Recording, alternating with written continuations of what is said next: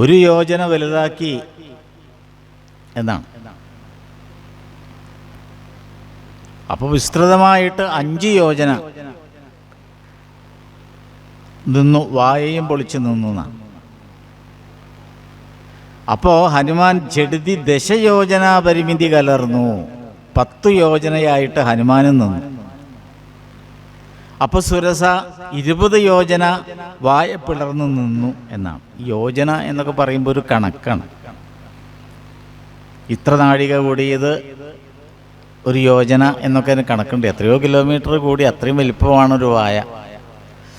വായ പൊളിച്ചു നിന്നു ഹനുമാനെ വിഴുങ്ങാൻ. ചുരുക്കി പറഞ്ഞാൽ ഈ 20 യോജന വായയും പിളർന്നുകൊണ്ട് നിൽക്കുന്ന സുരസയെ കണ്ടപ്പോൾ ഹനുമാൻ 30 യോജന വായയുമായിട്ട് നിന്നു എന്നാണ്. അപ്പോൾ ഈ ഹനുമാന് രാമായണത്തിലൊക്കെ പറയുന്നത് അണിമ, ഗിരിമ, ലിഖിമ എന്നൊക്കെയുള്ള അഷ്ടൈശ്വര്യ സിദ്ധികളുണ്ട്. അഷ്ടൈശ്വര്യ സിദ്ധികൾ ഒന്നുകൂടി വിപുലമായിട്ട് വിസ്തരിച്ച് പറഞ്ഞാൽ എള്ള് പോലെ ചെറുതാവാനും പർവ്വതം പോലെ വലുതാവാനുമുള്ള കഴിവ്, അതിനെയാണ് അഷ്ടൈശ്വര്യ സിദ്ധി എന്ന് പറയാം. അപ്പോൾ ഹനുമാൻ എന്ത് ചെയ്തു? 30 യോജന വായയുമായിട്ട് ഈ സുരസയുടെ മുമ്പിൽ അങ്ങോട്ട് നിന്നു. അപ്പോൾ സുരസ വിട്ടുകൊടുത്തില്ല. 50 യോജന വാ പിളർ നീടിനാൾ. 50 യോജന, 20 കൂടി ലേലം വിളിക്കുന്ന മാതിരിയാണ് അല്ലേ? ചില ആൾക്കാർ ലേലം വിളി കണ്ടിട്ടുണ്ടല്ലോ, ഇത്ര പൈസയ്ക്ക് വിളിക്കുക, ഇത്ര ഉറപ്പിക്കുക, അപ്പോൾ അതൊന്നും കയറ്റി വിളിക്കും. അതേപോലെയാണ് ഈ സുരസയും ഹനുമാനും.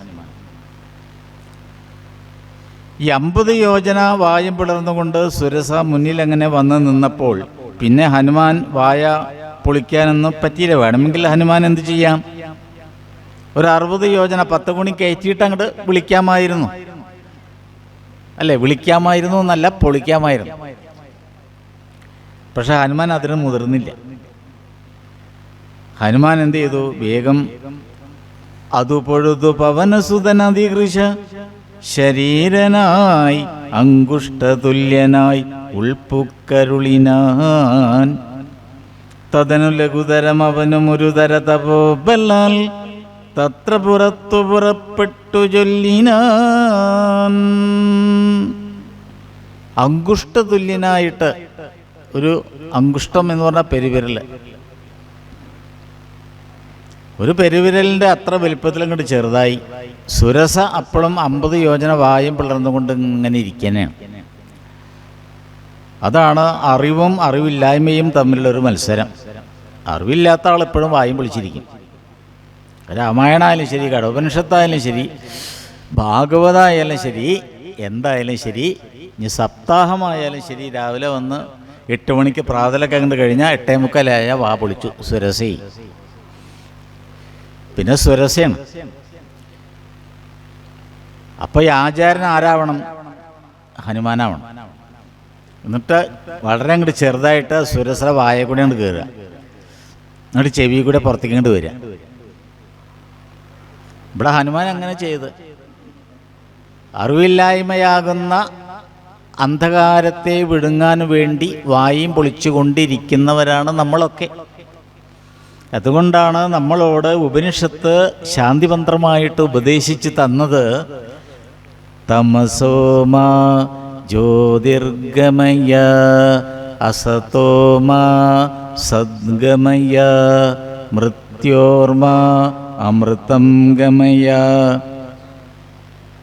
എന്താണ് അതിൻ്റെ അർത്ഥം? അസതോമ സദ്ഗമയ, എന്നെ അസത്തിൽ നിന്ന് സത്തിലേക്ക് നയിക്കണമേ. തമസോമ ജ്യോതിർഗമയ, എന്നെ ഇരുട്ടിൽ നിന്ന് വെളിച്ചത്തിലേക്ക് നയിക്കണമേ. വായയും തുറന്നങ്ങനെ ഇരിക്കുമ്പോൾ അവിടെ ഇരുട്ട് മാത്രമേ ഉള്ളൂ, വെളിച്ചമില്ല. ഈ വെളിച്ചമൊക്കെ ഇല്ലാതെയാവുകയും ഇരുട്ട് ക്രമേണ മൂടുകയും അന്ധകാരം മുഴുവനും വ്യാപിക്കുന്നു എന്നുള്ളൊരവസ്ഥ വരുമ്പോൾ ചുരുക്കി പറഞ്ഞാൽ നമ്മുടെ വായൊക്കെ പൊളിയും. അത് ഒരു തരത്തിൽ പറഞ്ഞാൽ മന്ദബുദ്ധിയുടെ അല്ലെങ്കിൽ ഒരു അലസതയുടെ ഒക്കെ ഒരു ലക്ഷണമാണ്. ഊർജ്ജസ്വലതയുള്ള ഒരാൾ ഒരിക്കലും വായ പൊളിക്കില്ല.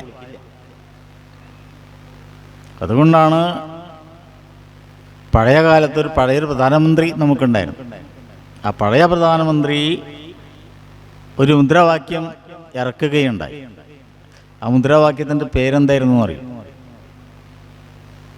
വായടക്കൂ പണിയെടുക്കൂ എന്നാണ്. അപ്പോൾ പ്രധാനമന്ത്രി ഇപ്പോൾ നമുക്കൊക്കെ ഓർമ്മ വന്നു ആരാന്ന്.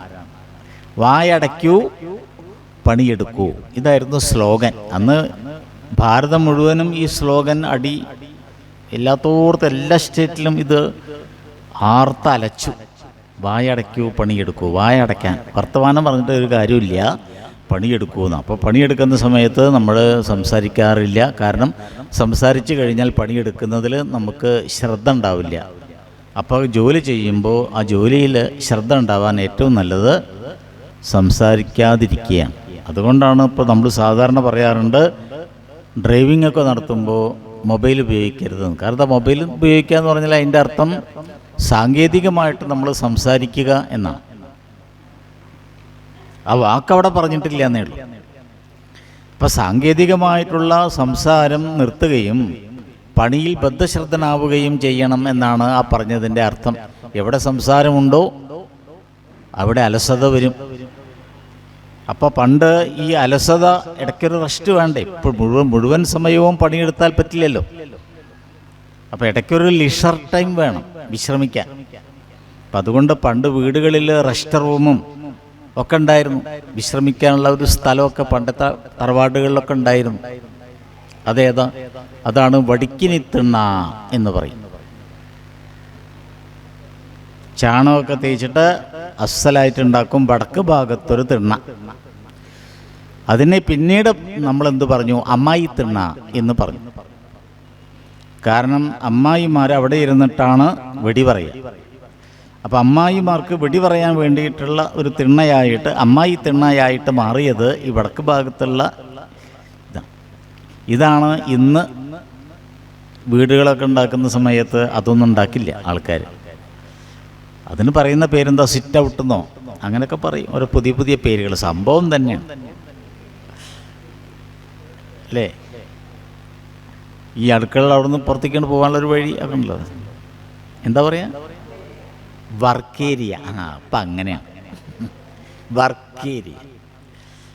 പക്ഷെ പേര് അവിടെ വർക്കൊന്നും അവിടെ നടക്കണില്ല. വർക്ക് നടക്കാനുള്ള സ്ഥലം എന്നാണല്ലോ ആ വാക്കിൻ്റെ അർത്ഥം, വർക്ക് ഏരിയ. പക്ഷെ അവിടെ നടക്കുന്നത് കുറ്റം പറച്ചിലാണ്. കുറ്റം പറച്ചിൽ കഴിഞ്ഞാൽ പിന്നെ പേൻ നോക്കലും. ഇത് രണ്ട് മനസ്യൂതിയമായി നടക്കുന്ന ഒരു സ്ഥലമുണ്ടെങ്കിൽ അതാണ് വർക്ക് ഏരിയ.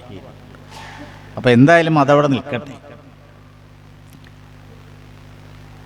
അലമലമിതയം അമലനരുതുജയം ആർക്കുമെന്നൻ പൊതുയോജന വാപ്പിളർനീടിനാൾ. 50 യോജന എപ്പോഴും അവളിങ്ങനെ വായും പൊളിച്ചും കൊണ്ട് നിൽക്കുകയാണ്. സുരസ. അപ്പോഴാണ് വേഗം ഹനുമാൻ ഒരു വിരൽ പോലെ ചെറുതാക്കി തൻ്റെ ശരീരം ആ വായുടെ ഉള്ളിലേക്ക് അങ്ങോട്ട് പ്രവേശിച്ചു.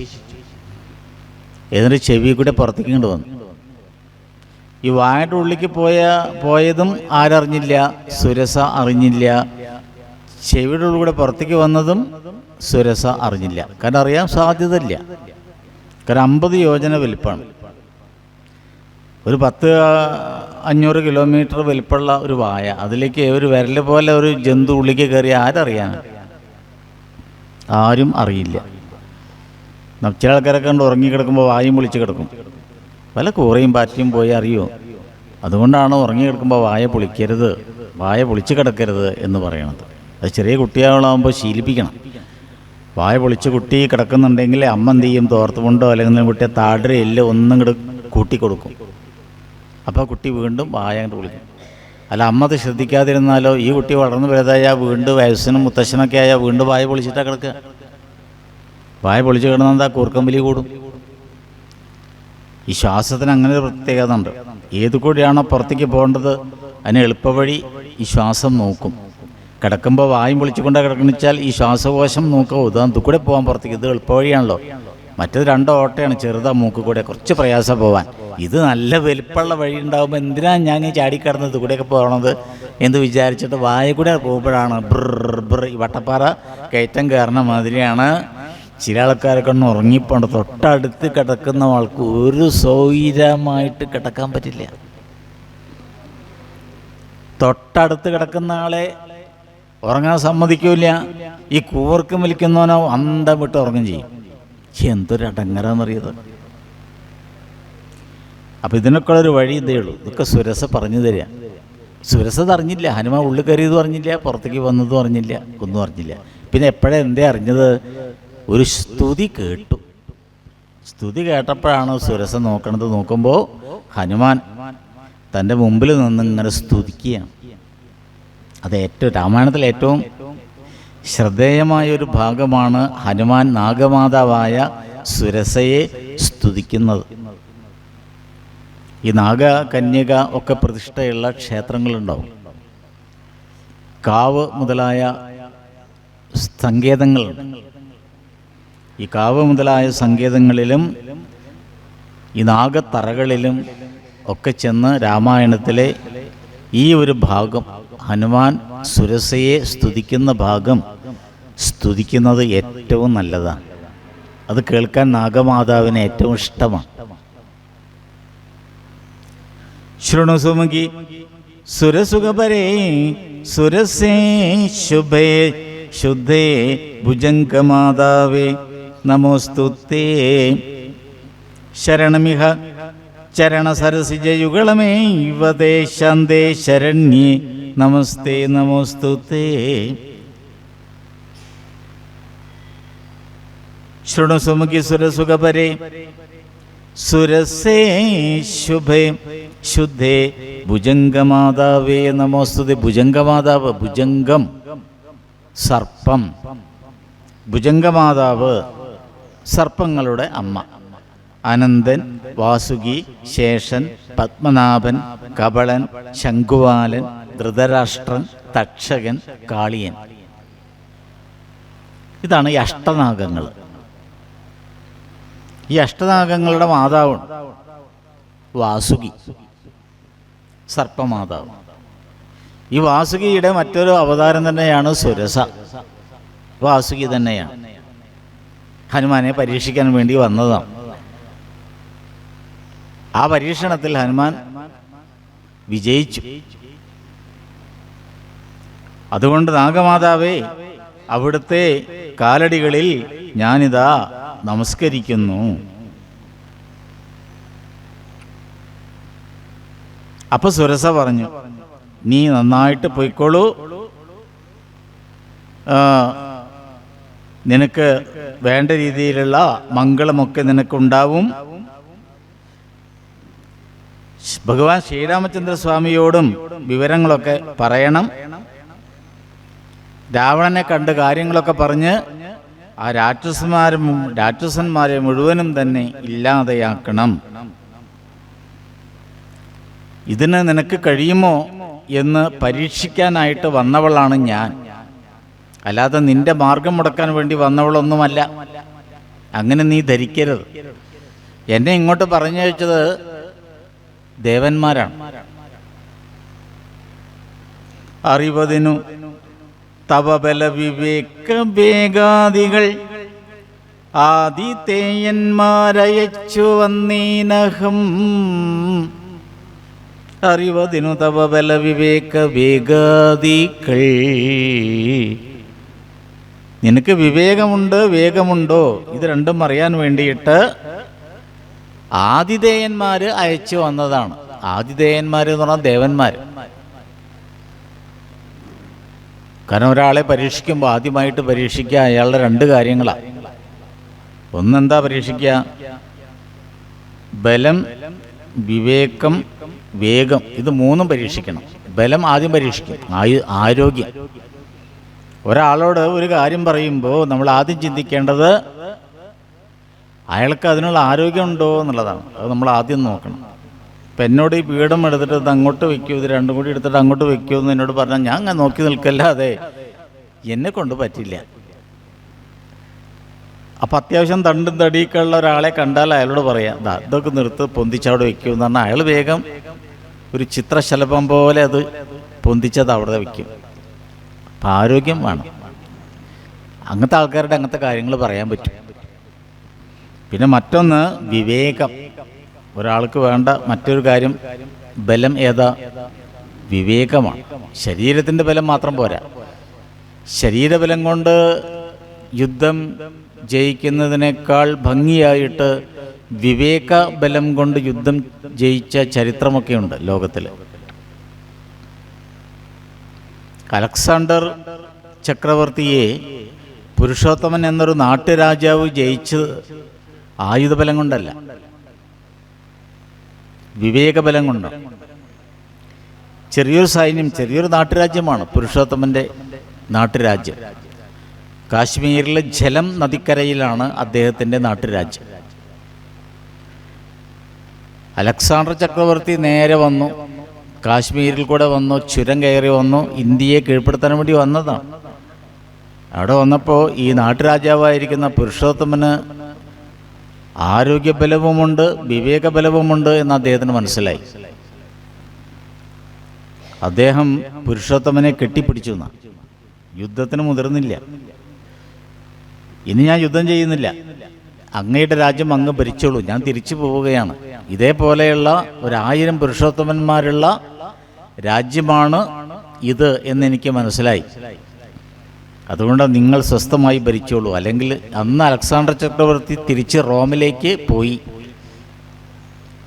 തിരിച്ച് റോമിലേക്ക് പോവാതിരുന്നുവെങ്കിൽ ഇന്ത്യൻ ഹിസ്റ്ററി പറയുന്നു ഇന്ത്യ ഇന്നും വിദേശ അധിപന്മാരായ ആളുകൾക്ക് അടിമകളായിരുന്നു. ഡച്ചുകാരും പോർച്ചുഗീസുകാരും ബ്രിട്ടീഷുകാരും ഒന്നും ഇവിടുന്ന് പോവില്ല. ഇന്ത്യ ഒരു പോർച്ചുഗീസ് രാജ്യമായിരുന്നു, അല്ലെങ്കിൽ ആകേണ്ടതായിരുന്നു. അല്ലാതെ ബ്രിട്ടീഷുകാർ ഭരിച്ചതുകൊണ്ടൊന്നുമല്ല.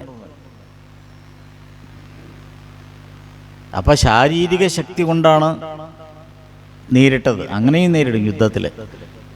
ആയുധശക്തിക്ക് മുമ്പിൽ ശാരീരിക ശക്തി വേണമെന്നില്ല, വിവേകശക്തി കൊണ്ട് നേരിട്ട ചരിത്രവുമുണ്ട്. ഇപ്പം മഹാത്മാഗാന്ധി പോലെയുള്ളവരുടെ കയ്യിലൊക്കെ എന്താ ആയുധം? മഹാത്മാഗാന്ധിക്ക് ആയുധം പ്രയോഗിക്കാറില്ല, ഒന്നും അറിയില്ല. ആയുധബലം കൊണ്ട് ശക്തരായ ബ്രിട്ടീഷ് സാമ്രാജ്യത്തിനെ വെറും ഒരു ഒറ്റമുണ്ടെടുത്തുകൊണ്ട്, ഒരു ഷർട്ട് പോലും അദ്ദേഹം ധരിക്കില്ല, ഒരൊറ്റമുണ്ടെടുത്തുകൊണ്ട് കേവലം രാം രാം രാം എന്ന് മാത്രം ജപിച്ച് ആ രാമനാമത്തിൻ്റെ മഹത്വം മനസ്സിലാക്കി അത് ആത്മീയ ബലമാക്കി മാറ്റി, അതുകൊണ്ട് ഭക്ഷണത്തിൻ്റെ കാര്യത്തിലൊക്കെ ഉപവാസമൊക്കെ അനുഷ്ഠിച്ചു, സാത്വികമായ ഭക്ഷണം മാത്രം കഴിച്ച് ബ്രിട്ടീഷ് സാമ്രാജ്യത്തെ മുട്ടുകുത്തിക്കാൻ സാധിച്ചു. പണം വാരി കോരി എറിഞ്ഞിട്ടൊന്നുമല്ല. അദ്ദേഹം ഒരു വാക്ക് പറഞ്ഞാൽ കേൾക്കാൻ കോടിക്കണക്കിന് ജനങ്ങളുണ്ടായിരുന്നു. അതെടുക്കരുതെന്ന് പറഞ്ഞാൽ അവരാരും അതെടുക്കില്ല. അങ്ങനെ അനുസരണശീലമുള്ള ഒരു ജനതയാണ് നമ്മുടെ പിൻതലമുറക്കാർ എന്ന് നമ്മളിവിടെ ഇരിക്കുമ്പോൾ നമ്മൾ ആലോചിക്കണം. അപ്പോൾ കായിക ബലം കൊണ്ടും മനോബലം കൊണ്ടും വലിയ വലിയ സാമ്രാജ്യത്തെ മുട്ടുകുത്തിച്ചവരാണ് നമ്മുടെ പൂർവികന്മാർ. അവരുടെ പിൻഗാമികളാണ് നമ്മളെല്ലാവരും എന്ന് അഭിമാനിക്കുന്നതിൽ നമുക്ക് വളരെയധികം ഒരു എന്താ പറയുക ഗർവുണ്ട്. അതാണ് ആ ഗർവാണ് ആത്മാഭിമാനം എന്നൊക്കെ പറയുമ്പോൾ. ഇവിടെ പറയുന്നു നിനക്കിത് രണ്ടും ഉണ്ടോ എന്ന് അറിയാൻ വേണ്ടിയിട്ടാണ്. ബലമുണ്ടെന്ന് എനിക്കിപ്പോൾ മനസ്സിലായി. കാരണം ഒരാളുടെ ബലം എന്ന് പറഞ്ഞാൽ ആൾ ചെറുതാവുക വലുതാവുക, ഇത് രണ്ടും. എന്താ ചെറുതാവുക വലുതാവുക? ഈ വിദ്യയൊക്കെ നമുക്കും അറിയാം.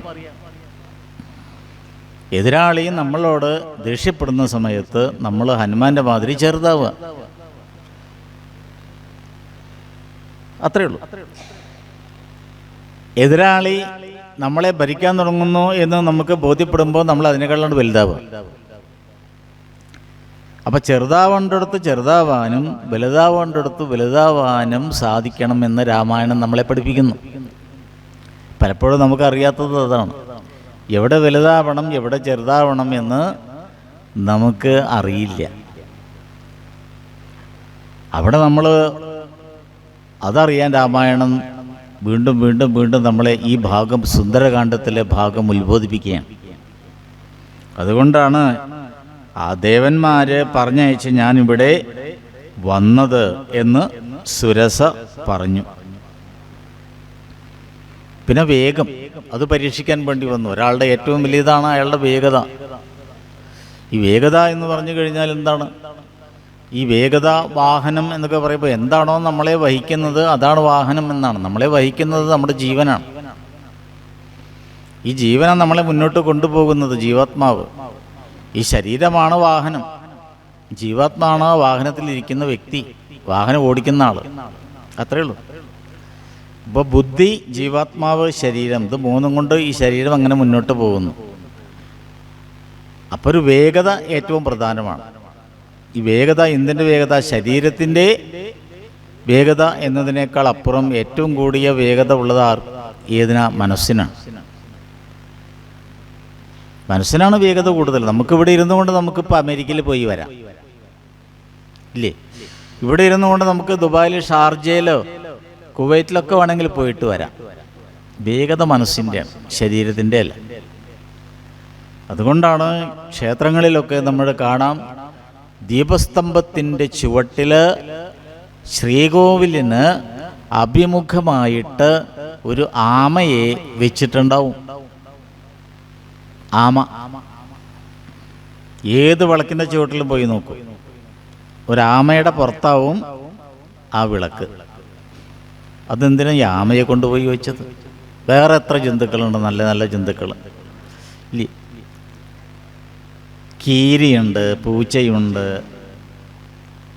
അല്ലെങ്കിൽ ഗരുഡനുണ്ട്. ഇതൊക്കെ ഒന്നും വയ്ക്കാതെ ഈ ആമയുടെ പുറത്ത് വയ്ക്കാൻ കാരണം എന്താ വെച്ചാൽ, ആമയ്ക്ക് രണ്ട് ഗുണങ്ങളാണ്. ഒന്ന്, ആമയ്ക്ക് ബലം. മറ്റൊന്ന്, ഇന്ദ്രിയങ്ങൾ ആമയ്ക്ക് ഉൾവലിയാൻ സഹായിക്കും. എത്ര പെട്ടെന്ന് ശത്രുക്കളുടെ ഇടയിൽ പെട്ടുകഴിഞ്ഞാൽ തൻ്റെ ഇന്ദ്രിയങ്ങളെ തനിക്ക് ഉള്ളിലേക്ക് പിൻവലിക്കാൻ ആമയെപ്പോലെ മിടുക്കുള്ള ഒരു ജീവി ലോകത്തിൽ വേറെയില്ല.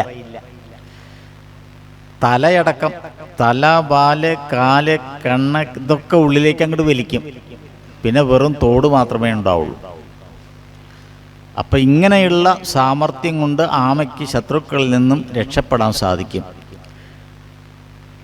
മനുഷ്യൻ അങ്ങനെയല്ല. മനുഷ്യന് എല്ലാ ഇന്ദ്രിയങ്ങളും പുറത്തേക്കാണ്. കണ്ണ്, നാക്ക്, മൂക്ക്, ത്വക്ക്, ചെവി, ഇതൊക്കെ പുറത്തേക്കാണ്. പക്ഷെ അത് വേണ്ട സമയത്ത് ആമയെപ്പോലെ ഉള്ളിലേക്ക് വലിക്കാൻ കഴിയുന്നില്ല. നമുക്ക് ഇന്ദ്രിയങ്ങൾ ഉള്ളിലേക്ക് വലിക്കാൻ പറ്റില്ല. അപ്പോൾ ഇവിടെ കൂർമാങ്കാനീവ സർവശ, ഭഗവത്ഗീതയിലെ അടിവരയിട്ട് പറയാണ്, കൂർമാങ്കാനീവ സർവശ. അല്ലയോ അർജുന, നീ ആമയെപ്പോലെ ഇന്ദ്രിയങ്ങളിൽ ഉള്ളിലേക്ക് വലിക്കുന്നവനായിരിക്കണം. അപ്പോൾ ക്ഷേത്രത്തിൽ പ്രദക്ഷിണം ചെയ്ത് തൊഴുത് പോകുന്ന സമയത്ത് ഇന്ദ്രിയ നിഗ്രഹണമാണ് നമ്മൾ ദൈവത്തോട് പ്രാർത്ഥിക്കേണ്ടത്. എനിക്ക് എൻ്റെ ഇന്ദ്രിയങ്ങളെ വേണ്ട രീതിയിൽ നിയന്ത്രിക്കാനുള്ള ശക്തി തരണേ എന്നാണ് പ്രാർത്ഥിക്കേണ്ടത്. അതാണ് പരാവിദ്യ എന്ന് പറയുന്ന വിദ്യ. ഇപ്പം എനിക്ക് കണ്ണുണ്ട്, കൈയുണ്ട്, കാലുണ്ട്, മൂക്കുണ്ട്, നാവുണ്ട്, ത്വക്കുണ്ട്, ചെവിയുണ്ട്, ഒക്കെ ഉണ്ട്. പക്ഷേ ആ ഇന്ദ്രിയങ്ങളെ നിയന്ത്രിക്കാനുള്ള ഒരു ശക്തി മനസ്സിന് കൊടുക്കണമേ. അതുകൊണ്ടാണ് സ്മൃതികളിലും പുരാണങ്ങളിലും തത്വശാസ്ത്രങ്ങളിലും വേദങ്ങളിലും ഒക്കെ പറയുന്നത് മനഃപ്രഗ്രഹമേവച്ച. മനസ്സ് പ്രഗ്രഹമാണ്. പ്രഗ്രഹം കടിഞ്ഞാൺ. ഈ മനസ്സ് കടിഞ്ഞാണാണ്. കടിഞ്ഞാണിന് നാട്ടു മലയാളത്തിൽ പറയുന്നൊരു പേരാണ് മൂക്ക് കയർ. ഈ കാളയ്ക്കൊക്കെ മൂക്ക് കയറുണ്ട്. എന്തിനാണത്? കാള നിയന്ത്രണം വിട്ടു പോകുന്ന സമയത്ത് നമ്മൾ ആ മൂക്ക് കയറിൽ പിടിച്ചാൽ മതി. അല്ലെങ്കിൽ ആ പശുവിൻ്റെ മൂക്ക് കയറിൽ പിടിച്ചാൽ അതവിടെ നിൽക്കും, എവിടേക്കും പോവില്ല. ഇതേപോലെയുള്ളൊരു മൂക്ക് കയറാണ് നമ്മുടെ മനസ്സ്. അല്ലെങ്കിൽ മനസ്സിനെ മൂക്ക് കയറിനെ പോലെ ആക്കണം. ഇന്ദ്രിയങ്ങളെ ഇങ്ങോട്ട് പിടിച്ചാൽ അവിടെ നിൽക്കണം ഇന്ദ്രിയങ്ങൾ. കണ്ണിനോട് അങ്ങോട്ട് പോകരുതെന്ന് പറഞ്ഞാൽ കണ്ണ് കേൾക്കണത് ആ ആജ്ഞ, അതിന് സാധിക്കണം. ഇത് മനസ്സ് തന്നെ ദുർബലമായി എന്താ ചെയ്യുക? കടിഞ്ഞാണ് പിടിക്കുമ്പോൾ തന്നെ കടിഞ്ഞാണ് പൊട്ടി എന്താ ചെയ്യുക? അപ്പോൾ നമുക്ക് പൊട്ടാതിരിക്കണം ഈ കടിഞ്ഞാൺ. അതുകൊണ്ട് പ്രാർത്ഥിക്കേണ്ടത് ഇതാണ്, ആമയെപ്പോലെ. അതുകൊണ്ടാണ് ജ്ഞാനം, വെളിച്ചം, വിളക്ക്. ഈ ജ്ഞാനം നിൽക്കുന്നത് എപ്പോഴാണ്? ഇന്ദ്രിയങ്ങളെ മുഴുവനും ഉള്ളിലേക്ക് വലിക്കുന്ന തരത്തിൽ ആത്മജ്ഞാനം നേടിയ ഒരാളുടെ മുകളിലാണ് ജ്ഞാനം കുടികൊള്ളുന്നത് എന്ന് ദീപസ്തംഭങ്ങൾ നമ്മെ ഓർമ്മിപ്പിക്കുന്നു. ദീപസ്തംഭം കത്തിക്കുമ്പോഴൊക്കെ നമ്മൾ ചിന്തിക്കേണ്ടത് അതാണ്. നമുക്ക് പറ്റുന്ന സമയത്ത് ഇന്ദ്രിയങ്ങളെ ഉൾവലിക്കാനുള്ള ആത്മീയമായ ഒരു ജ്ഞാനം എനിക്ക് ഇതിൽ നിന്നും കിട്ടണം എന്ന് വെച്ചിട്ടാണ് നമ്മൾ ദീപസ്തംഭം വഴിപാടൊക്കെ ചീട്ടാക്കുന്നത്. നെയ്വിളക്കും ദീപസ്തംഭമൊക്കെ കഴിക്കുന്നത് അങ്ങനെയാണ്. അത് ജ്ഞാനത്തിൻ്റെ പ്രതീകമാണ്. അതുകൊണ്ടാണ് ഇവിടെ പറഞ്ഞത് എന്ത്? അസതോമാ സദ്ഗമയ തമസോമാ ജ്യോതിർഗമയ മൃത്യുർമാ അമൃതംഗമയ. അല്ല, ഒരു വരി മാത്രം എടുത്തു പറയാം. ഏത്? തമസോമാ ജ്യോതിർഗമയ, ഇരുട്ടിൽ നിന്നും എന്നെ വെളിച്ചത്തിലേക്ക് നയിക്കണമേ. ആദിമ മനുഷ്യൻ മുതൽ ആധുനിക മനുഷ്യൻ വരെ പ്രാർത്ഥിക്കുന്ന ഒരു പ്രാർത്ഥനയാണ് അത്. എന്നെ ദൈവമേ ഇരുട്ടിൽ നിന്നും വെളിച്ചത്തിലേക്ക് നയിക്കണമേ. അങ്ങനെ വെളിച്ചത്തിലേക്ക് നമ്മൾ എത്തിപ്പെട്ട് കഴിഞ്ഞാൽ പിന്നെ അവിടെ നിരാശ മുതലായ വികാരങ്ങൾക്കൊന്നും ഒരു പ്രസക്തിയുമില്ല. ഈ സ്വാർത്ഥപരമായ വികാരങ്ങളും അത്തരം അംശങ്ങളും ഒക്കെ വന്നു ചേരുമ്പോഴാണ് നമുക്ക് നമ്മുടെ ലൗകിക കാര്യങ്ങൾ മെച്ചമല്ല അല്ലെങ്കിൽ മെച്ചമാണ് എന്നൊക്കെയുള്ള തോന്നലുകൾ ഉണ്ടാകുന്നത്. അത്തരം തോന്നലുകളാണ് നമ്മെ ദേവാലയങ്ങളിലേക്കും വഴിപാടുകളിലേക്കും ഒക്കെ എത്തിക്കുന്നത്. അത്തരം തോന്നലുകൾ നമുക്കില്ല എങ്കിൽ പിന്നെ അതിൻ്റെ ആവശ്യമുണ്ടോ? ഇല്ല. അപ്പം അത്തരം തോന്നലുകളാണ് എന്ന് വെച്ച് കഴിഞ്ഞാൽ എൻ്റെ വീട്, എൻ്റെ കുടുംബം, എൻ്റെ ഭാര്യ, എൻ്റെ കുട്ടികൾ, ഇതൊക്കെ പറഞ്ഞു കഴിഞ്ഞതിന് ശേഷം ഞാൻ പറയുന്നു ഞാൻ, എൻ്റെ പ്രശ്നങ്ങൾ, ഇതൊക്കെ വെറും വ്യക്തിപരമാണ്. അപ്പോൾ വൈയക്തികമായിട്ടുള്ള ഇത്തരം പ്രശ്നങ്ങൾക്ക് ഒരു സൊല്യൂഷൻ അല്ലെങ്കിൽ പരിഹാരം കണ്ടെത്താനുള്ള കേന്ദ്രങ്ങളാണ് ഇത്തരം ദേവാലയങ്ങൾ എന്ന് നാം ധരിക്കുന്നു. അവിടെ അത്തരം കാര്യങ്ങളൊക്കെ കഴിക്കുന്ന സമയത്ത് ഇതൊക്കെ മാറിക്കിട്ടുന്നു എന്നുള്ളത് നമ്മുടെ മനസ്സിൻ്റെ ഒരു വിശ്വാസമായിട്ട് മാറുന്നു.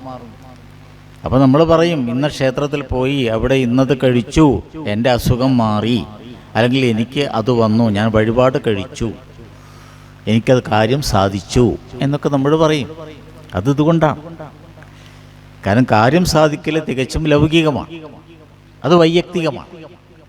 അപ്പം ലൗകികവും വൈയക്തികമായ കാര്യങ്ങൾ ഉപേക്ഷിക്കുകയും അതിൻ്റെ അപ്പുറത്തേക്ക് വളരുകയും ചെയ്യാൻ നമുക്ക് സാധിക്കുന്നു. അതുകൊണ്ടാണ് പഴയ ഋഷീശ്വരന്മാർ അവർക്ക് ജോലി കിട്ടണേ, മക്കൾക്ക് നന്നാവണേ, ഇതൊന്നും പ്രാർത്ഥിച്ചിട്ടില്ല. അവർ പ്രാർത്ഥിച്ച പ്രാർത്ഥന ഇത് മാത്രമേ ഉള്ളൂ. എന്ത്?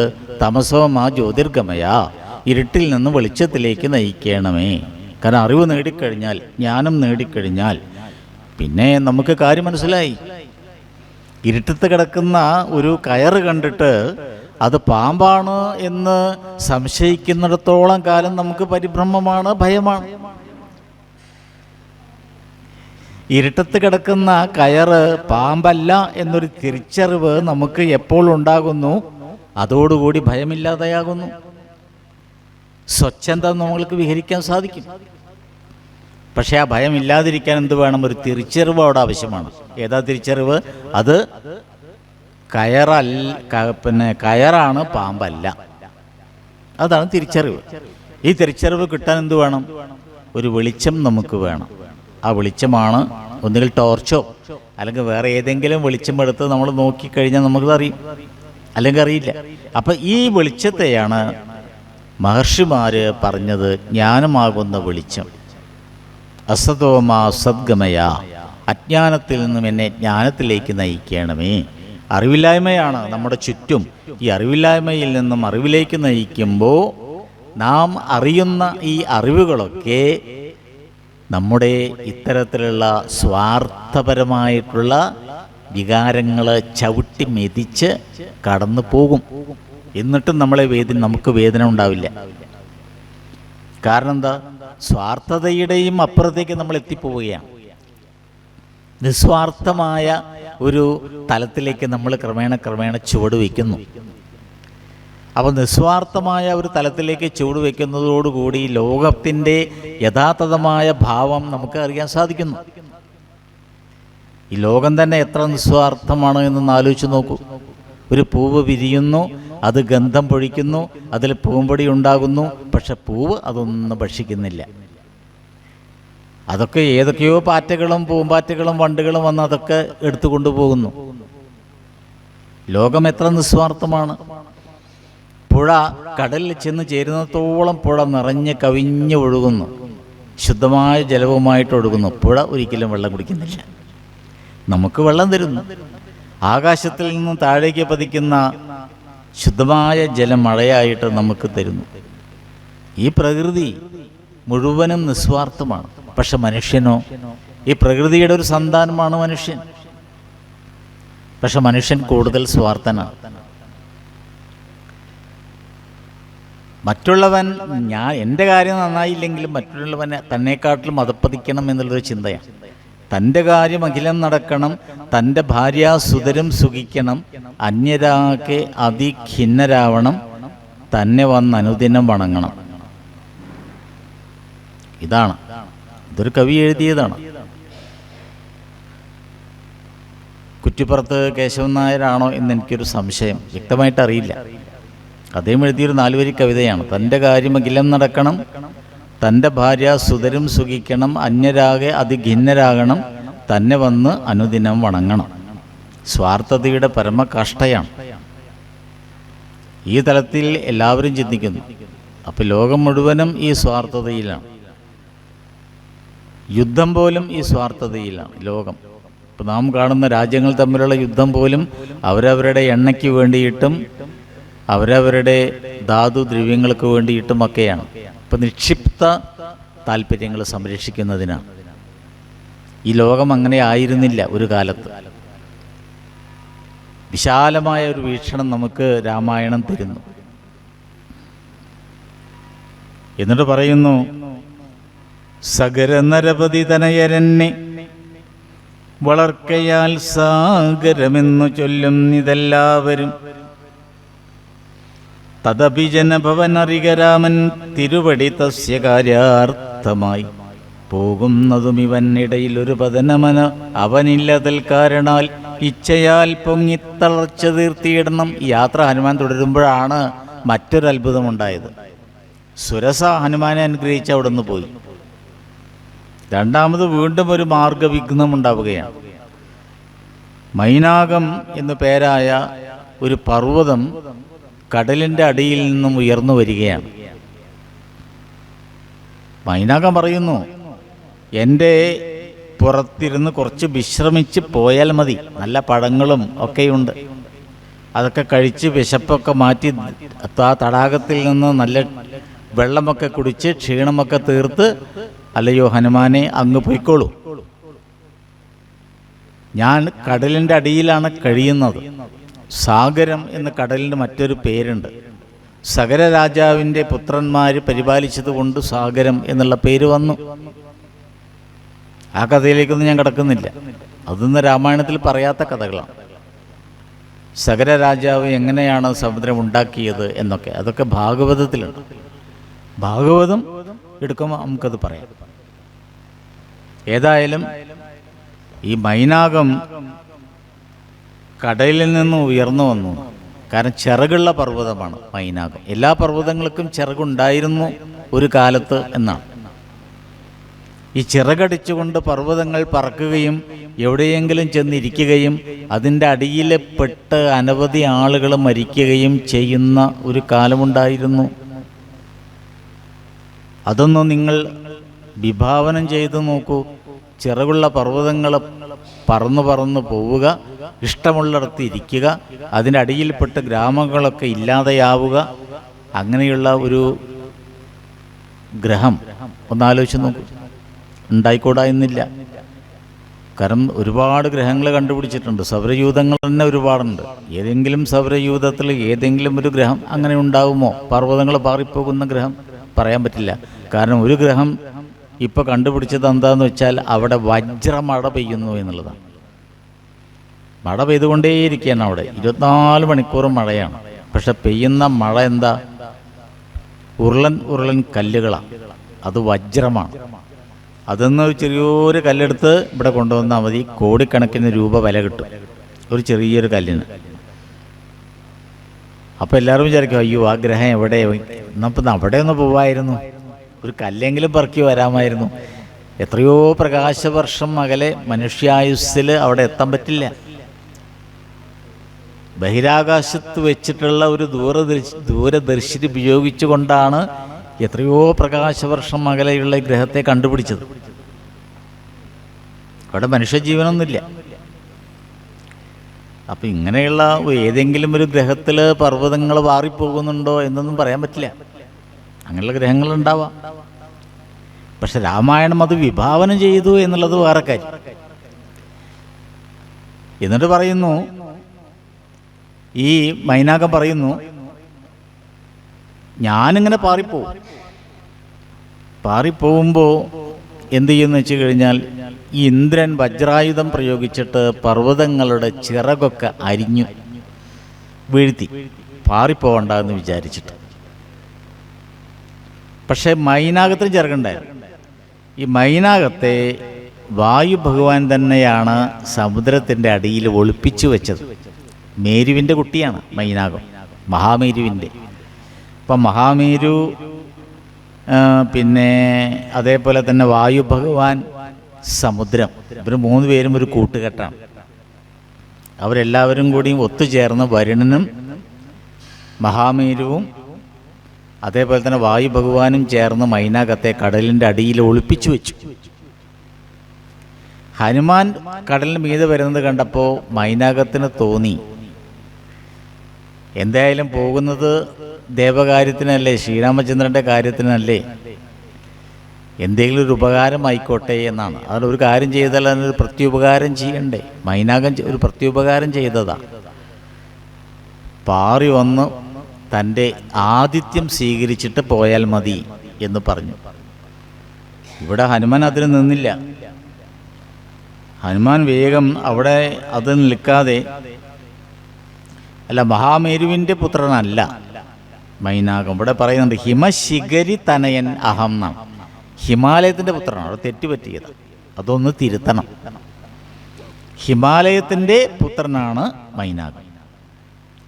അതുകൊണ്ട് ഈ തളർച്ച തീർത്ത് നീ പൊയ്ക്കോളൂ. സലിലനിധി സരഭസമയക്കയാൽ വന്നു ഞാൻ, സാധവും ദാഹവും തീർത്തു പൊയ്ക്കൊള്ളുകേടോ. എന്നെ ഇങ്ങോട്ട് അയച്ചത് സമുദ്രമാണ്. സലിലനിധി സമുദ്രം. ഈ സുരസയെ അയച്ചതാരാ? ആതിഥേയന്മാർ. ഇവിടെ മൈനാകത്തെ അയച്ചതാരാ? സമുദ്രം.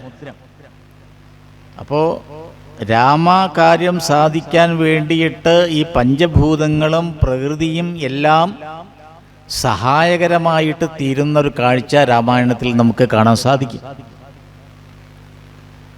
നാഗങ്ങളും പക്ഷികളും വാനരന്മാരും സമുദ്രവും പർവ്വതങ്ങളും എല്ലാം ഇവിടെ കഥാപാത്രങ്ങളാണ്. ഇവരെല്ലാവരും പരസ്പരം അങ്ങോട്ടും ഇങ്ങോട്ടും സഹായിക്കുന്നു. അതല്ലേ രാമായണം, അതല്ലേ ജീവിതം. പരസ്പരം അങ്ങോട്ടും ഇങ്ങോട്ടും സഹായമില്ലാതെ നമുക്ക് ജീവിക്കാൻ പറ്റും. ഇപ്പം നാം പറയും ഇവിടെ പേമാരിയാണ്, 2 ദിവസം കനത്ത മഴയാണ്. ശരിക്കും അതിൻ്റെ ശാസ്ത്രീയത എന്താ? സൗത്ത് വെസ്റ്റ് മൺസൂൺ എന്ന് പറയുന്ന തെക്ക് പടിഞ്ഞാറൻ കാലവർഷം കാറ്റുകൾ അറബിക്കടലിൽ നിന്ന് വരുന്നു. അറബിക്കടലിൽ നിന്ന് കിഴക്കോട്ട് വീശുന്ന സമയത്ത് അതിനെ തടഞ്ഞു നിർത്താൻ ആര് തയ്യാറാവുന്നു? പശ്ചിമഘട്ടം എന്ന് പറയുന്ന വെസ്റ്റേൺ ഗാട്സ് തെക്ക് പടിഞ്ഞാറൻ കാലവർഷക്കാറ്റിനെ തടഞ്ഞു നിർത്തുന്നു. അതുകൊണ്ടാണ് ഈ തെക്ക് പടിഞ്ഞാറൻ കാലവർഷം കേരളത്തിന് മാത്രം അവകാശപ്പെട്ടതാണ്. ഈ സമയത്ത് നിങ്ങൾ തമിഴ്നാട്ടിലേക്ക് പോയി നോക്കൂ, അവിടെ മഴയൊന്നുമില്ല. ഇപ്പം മിനിഞ്ഞാന്ന് തിരിച്ച് സേലത്തുനിന്ന് ഒരാൾ വന്നിരുന്നു, ഒരു തീർത്ഥാടകൻ. അദ്ദേഹത്തെ യാദൃശ്ചികമായിട്ട് പരിചയപ്പെട്ടു ഇവിടെ വെച്ച്. അപ്പം അദ്ദേഹം പറഞ്ഞു, മിനിഞ്ഞാന്ന് അദ്ദേഹം വന്നത്, അപ്പം അദ്ദേഹം പറയാണ്, ഇവിടെ എന്നാ പെരുമഴ പെരുമാരി പെരിയ മാരി ഇருக்கு ഇങ്ങേ എന്നാ പറഞ്ഞത്. എന്താണിത് കഥ? അയാൾക്ക് ആകെ വിഷമം. ഇപ്പം ഞാൻ ചോദിച്ചു, തമിഴ്നാട്ടിലേക്ക് അവിടേക്കൊന്നും മഴയില്ല, അവിടെ പെരിയ ചൂടുതാ, 46 ഡിഗ്രി 47 ഡിഗ്രി സെൽഷ്യസ് ചൂടുതാ. ഓ, ഇവിടെ വന്നപ്പോഴാണ് ഒരു ആശ്വാസം. അപ്പം നമുക്ക് ഈ ആശ്വാസം ആയത് വെസ്റ്റേൺ ഗാർഡ്സ് കൊണ്ടാണ്. ഇപ്പം നമ്മൾ മഴയെ ശപിക്കും, ഒക്കെ ശരിയാണ്. പക്ഷെ മഴയില്ലെങ്കിൽ കൃഷിയില്ല, നമുക്ക് ഉപജീവനമില്ല, ഒന്നുമില്ല. ഒരു 2 കൊല്ലം 3 കൊല്ലം മഴ തീരെ ഇല്ലാതാണ് പോട്ടെ, അപ്പോൾ നമുക്കറിയാം. അപ്പോൾ എന്തായാലും ഈ പ്രകൃതികൾ പരസ്പരം അങ്ങോട്ടും ഇങ്ങോട്ടും സഹായിച്ച വെസ്റ്റേൺ ഗാർഡ്സ്, ആ പശ്ചിമഘട്ടം നമ്മളെ സഹായിക്കുന്നു. ഔഷധ ചെടികൾ ധാരാളമുള്ള സ്ഥലം, വന്യജീവികൾ ധാരാളമുള്ള സ്ഥലം, കാലവർഷക്കാറ്റുകളെ തടഞ്ഞു നിർത്തി നമുക്ക് മഴ പെയ്യിപ്പിക്കുന്ന സ്ഥലം, കാലാവസ്ഥയിൽ നല്ലൊരു ഘടകം, ഇതൊക്കെയാണ് വെസ്റ്റേൺ ഗാർഡ്സ്. ഇതുമാത്രമൊന്നുമല്ല, ഇന്ത്യയുടെ മൊത്തം കാലാവസ്ഥയെ ബാധിക്കുന്ന മറ്റൊരു പർവ്വതമുണ്ട്. ആ പർവ്വതമാണ് ഹിമാലയം. അല്ലെങ്കിൽ ഇന്ത്യയിൽ വരുന്ന ഈ കാലവർഷക്കാറ്റുകൾ മുഴുവനും ഹിമാലയ പർവ്വതം ഇല്ലായിരുന്നുവെങ്കിൽ നേരെ ചൈനയിൽ പോയി പെയ്യുമായിരുന്നു. ടിബറ്റൻ പീഠഭൂമി കഴിഞ്ഞ് അങ്ങോട്ട് ചൈനയിലെത്തും, അവിടെ നല്ല മഴ കിട്ടും, നമുക്കൊന്നും കിട്ടില്ല. അതിന് ഹിമാലയം നമ്മളെ സഹായിക്കുന്നു, വിന്ധ്യ പർവ്വതം നമ്മളെ പലപ്പോഴും സഹായിക്കുന്നു, കാവേരി നദി സഹായിക്കുന്നു, ഗോദാവരി, നർമ്മദ, സിന്ധു ഇതൊക്കെ നമ്മളെ സഹായിക്കുന്നു. ഗംഗ നമ്മുടെ മാതാവാണ്. ഇതൊക്കെ ഒത്തുചേർന്ന വലിയൊരു രാജ്യം, അതിൻ്റെ പേരാണ് ഭാരതം. അതിലൊരു കണ്ണിയാണ് നമ്മളെല്ലാവരും. നമുക്ക് അഭിമാനിച്ചൂടെ? രാമായണം പറയുന്നത് അതല്ലേ? പ്രകൃതിയും മനുഷ്യനും തമ്മിലുള്ള പരസ്പര സ്നേഹം നമുക്ക് രാമായണത്തിൽ കാണാൻ സാധിക്കും. രാമായണത്തിൽ നമുക്ക് പ്രത്യക്ഷത്തിൽ കാണാൻ പറ്റിയില്ലെങ്കിലും ഒരു കഥ പറയാറില്ലേ? ചിറകെട്ടുന്ന സമയത്ത് രാമനെ സഹായിക്കാൻ വേണ്ടി വന്ന ഒരു അണ്ണാൻ്റെ കഥ. അണ്ണാർക്കണ്ണൻ എന്ന് വിളിക്കുന്ന ഒരു മരഞ്ചാടി ഉണ്ട്, ഒരു ജീവിയാണ്, ഒരു സസ്തനി. അത് സമുദ്രത്തിൽ നിന്ന് ചെറിയ കല്ലുകളൊക്കെ കൊണ്ടുവന്ന് ചിറകെട്ടാൻ സഹായിച്ചു എന്നാണ്. വേഗം ഭഗവാൻ സന്തോഷമായി അണ്ണാനെ മടിയിൽ വെച്ച് ഒഴിഞ്ഞു കൊടുത്തു, സ്നേഹത്തോടുകൂടി തലോടി. ആ തലോടലാണ് ആ 3 വര. മഹാകവി അക്കിത്തം അദ്ദേഹത്തിൻ്റെ അനുഭവം പറഞ്ഞ സമയത്ത് പറയുണ്ടായി, മരിക്കുന്നതിന് മുമ്പ് അദ്ദേഹം അമേരിക്കയിൽ പോയി. അവിടെ ചെന്നപ്പോൾ അവിടെയും അണ്ണാനെ കണ്ടു. പക്ഷെ അമേരിക്കയിലെ അണ്ണാന് 3 വരയില്ല, ഇന്ത്യയിലെ അണ്ണാന് മാത്രമേ 3 വരയുള്ളൂ. അപ്പോൾ അക്കിത്തം ചോദിച്ചു, അത്ര ഇപ്പോൾ ശ്രീരാമൻ ഒഴിഞ്ഞത് ഇന്ത്യയിലെ അണ്ണാനെയാണല്ലോ, അമേരിക്കയിലെ അണ്ണാനെ അല്ലല്ലോ. അപ്പം എത്ര ശരിയാണത് എന്ന് അക്കിത്തം രാമായണത്തെക്കുറിച്ച് ഓർത്തുപോയി എന്ന്. അപ്പോൾ പ്രകൃതിയും മനുഷ്യനും തമ്മിലുള്ള ആ പരസ്പരമുള്ള ഒരു സാമരസ്യത്തിൻ്റെ ചില സൂചനകൾ രാമായണത്തിൽ നമുക്ക് കാണാൻ സാധിക്കും. അതുകൊണ്ടാണ് പർവ്വതം ഹനുമാനോട് പറഞ്ഞത്, അല്ലയോ വാനരശ്രേഷ്ഠ, നീ എൻ്റെ ശരീരത്തിലിരുന്ന് തളർച്ചയൊക്കെ തീർത്ത് ഭക്ഷണമൊക്കെ കഴിച്ച് പതുക്കെ പോകണം. അമൃതസമജലവും അതിമധുര മധുപൂരവും ആർദ്രപക്വങ്ങളും ഭക്ഷിച്ചുകൊള്ളുക നീ. ജലം, നല്ല പഴങ്ങൾ, ഇതൊക്കെയുണ്ട്, ഒക്കെ ഭക്ഷിച്ചോളൂ ഇഷ്ടം പോലെ. പറയുന്നതാരാ? മൈനാകം. അതിനാ ഹനുമാൻ കൊടുത്ത മറുപടി എന്താ? അതും നമ്മൾ ചിന്തിക്കണം. ഈ ഹനുമാൻ കൊടുത്ത മറുപടി പോലെയാവണം നമ്മുടെയും മറുപടി.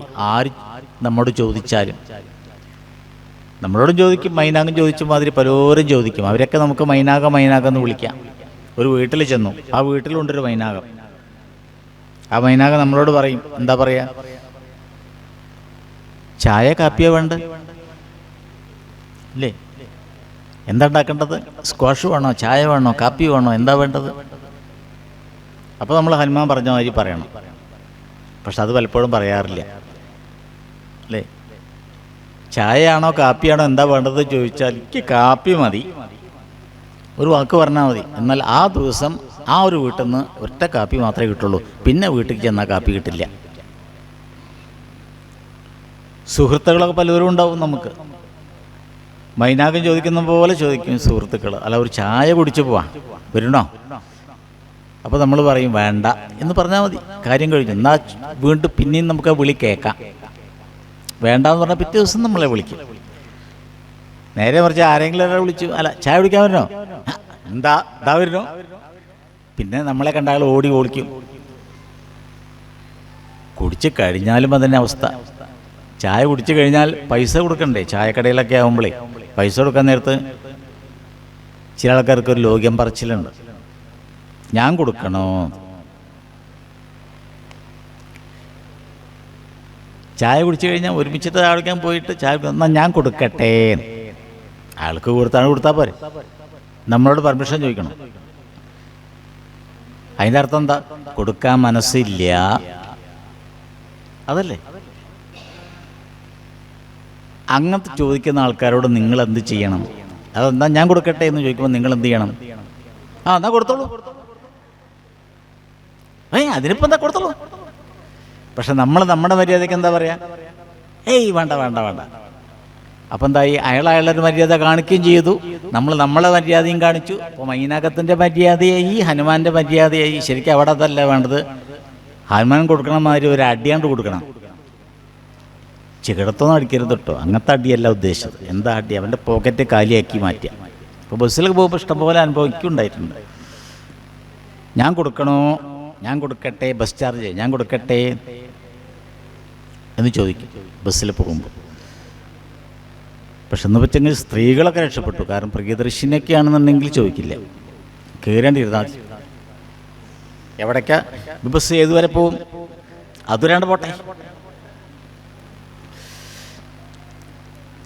എന്താ സുഖം അല്ലേ? ഇപ്പം എന്തായാലും ശരി, ഇവിടെ ഞങ്ങൾ ആണുങ്ങൾക്കൊക്കെ ഒരു അസൂയ, അത്രേ ഉള്ളൂ. എന്തായാലും ഇവിടെ ഇടയിലൊരു പതനവും അവനില്ല. ഹനുമാന് വീഴ്ച പറ്റില്ല ഒരിക്കലും. കാരണം ഹനുമാൻ അറിയാം.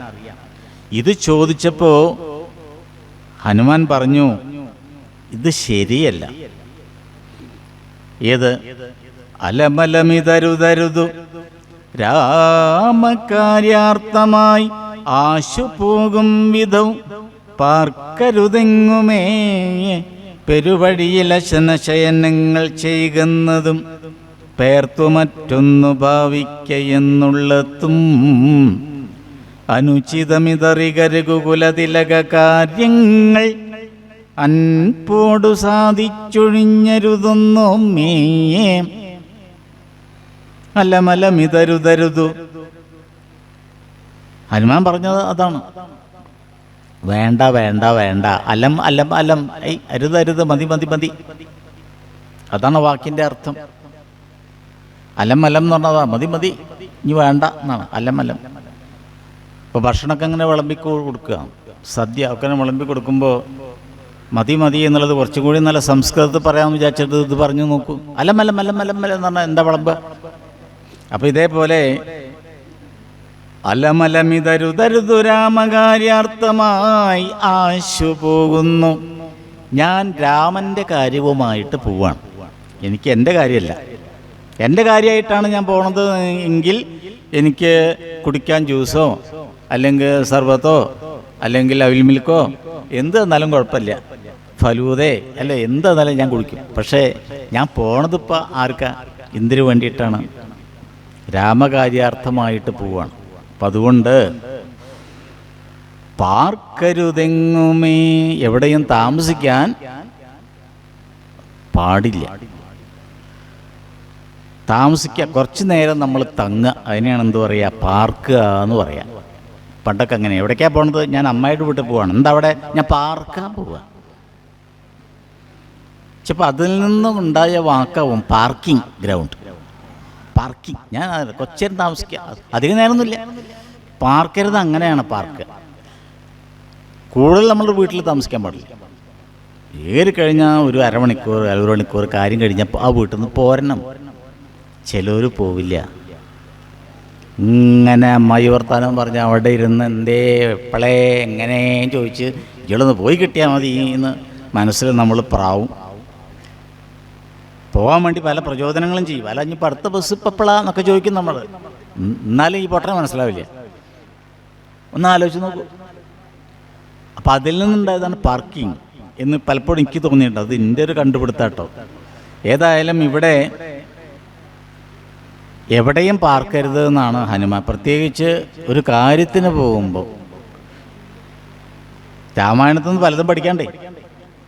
ഒരു കാര്യത്തിന് പോകുമ്പോൾ ഒരു സ്ഥലത്തും പോയി നിൽക്കരുത്. അതാണ്. കുട്ടിക്കാലത്ത്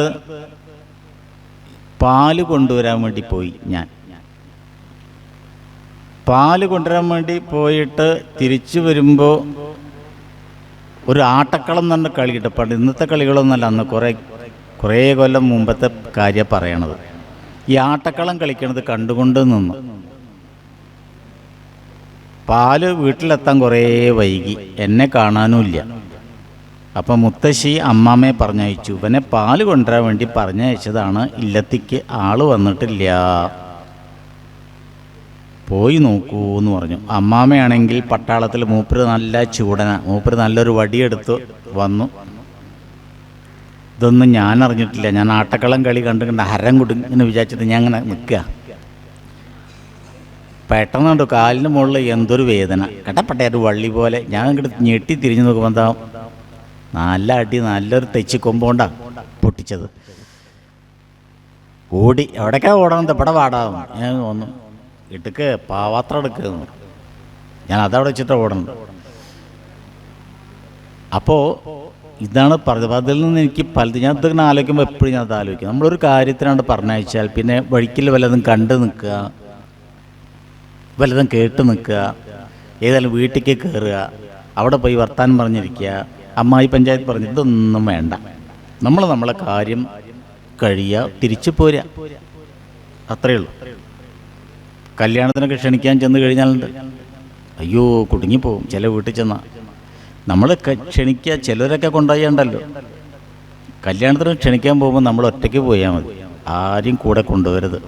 വല്ലവരെയും കൊണ്ടുപോയി ചിലവരൊക്കെ ഇതേപോലെ വീട്ടിൽ ചെന്നാൽ, അല്ല കുട്ടപ്പം അവിടെ വന്നോ, ലീവിൽ വന്നോ, ഇപ്പം എന്നാ പോണത് എന്നൊക്കെ പറഞ്ഞു. നമുക്കടങ്ക ഇത് കഴിഞ്ഞ് 100 വീട് ക്ഷണിക്കാൻ വേറെ ഉണ്ടാവും. എള്ളിരുന്നിങ്ങനെ വർത്തമാനം പറഞ്ഞ് അവിടെ ഇരുന്നു. എന്നാൽ എന്തെങ്കിലും കുടിക്കാണ്ട് കട്ടെ എന്നൊക്കെ അടുത്തോളൂ എന്നായി. സമയം എത്ര പോയി. അത് ഹനുമാനെ കണ്ടു പഠിക്കണം. എവിടെയും നിൽക്കില്ല ഹനുമാൻ. പെരുവഴിയിൽ അശനശയനങ്ങൾ ചെയ്യ, അല്ലേ, കിടക്കുക. പോകുന്ന സമയത്തേ എവിടെയെങ്കിലും താമസിക്കുക, ഇരിക്കുക, കിടക്കുക, ഭക്ഷണം കഴിക്കുക, ഇതൊന്നും ചെയ്യില്ല. അത് കഴിഞ്ഞ് വന്നതിൻ്റെ ശേഷമേ ഒരു തുള്ളി വെള്ളം കുടിക്കുള്ളൂ. പണ്ടൊക്കെ അങ്ങനെയാണ്. ഒരു കാര്യം സാധിച്ചു കഴിഞ്ഞിട്ടേ എന്ത് ചെയ്യുള്ളൂ, ഒരു തുള്ളി വെള്ളം കുടിക്കുള്ളൂ. എൻ്റെ നാട്ടിലുണ്ട് ഒരാൾ, കുഞ്ഞുട്ടൻ എന്ന് പറയും. കുഞ്ഞുട്ടൻ എങ്ങനെയാന്ന് വെച്ചാൽ ഭയങ്കര ഭക്തനാണ്, അല്ലേ. എല്ലാ പാരായണം, ഭാഗവതം, അതുപോലെ തന്നെ നാരായണീയം, ദേവീ മഹാത്മ്യം ഇതൊക്കെ വായിച്ച് കഴിഞ്ഞിട്ടേ ഒരു തുള്ളി വെള്ളം കുടിക്കുള്ളൂ. പക്ഷെ പിന്നെ അവിടുന്ന് അങ്ങോട്ട് മൂപ്പര് വെള്ളത്തിലാണ്.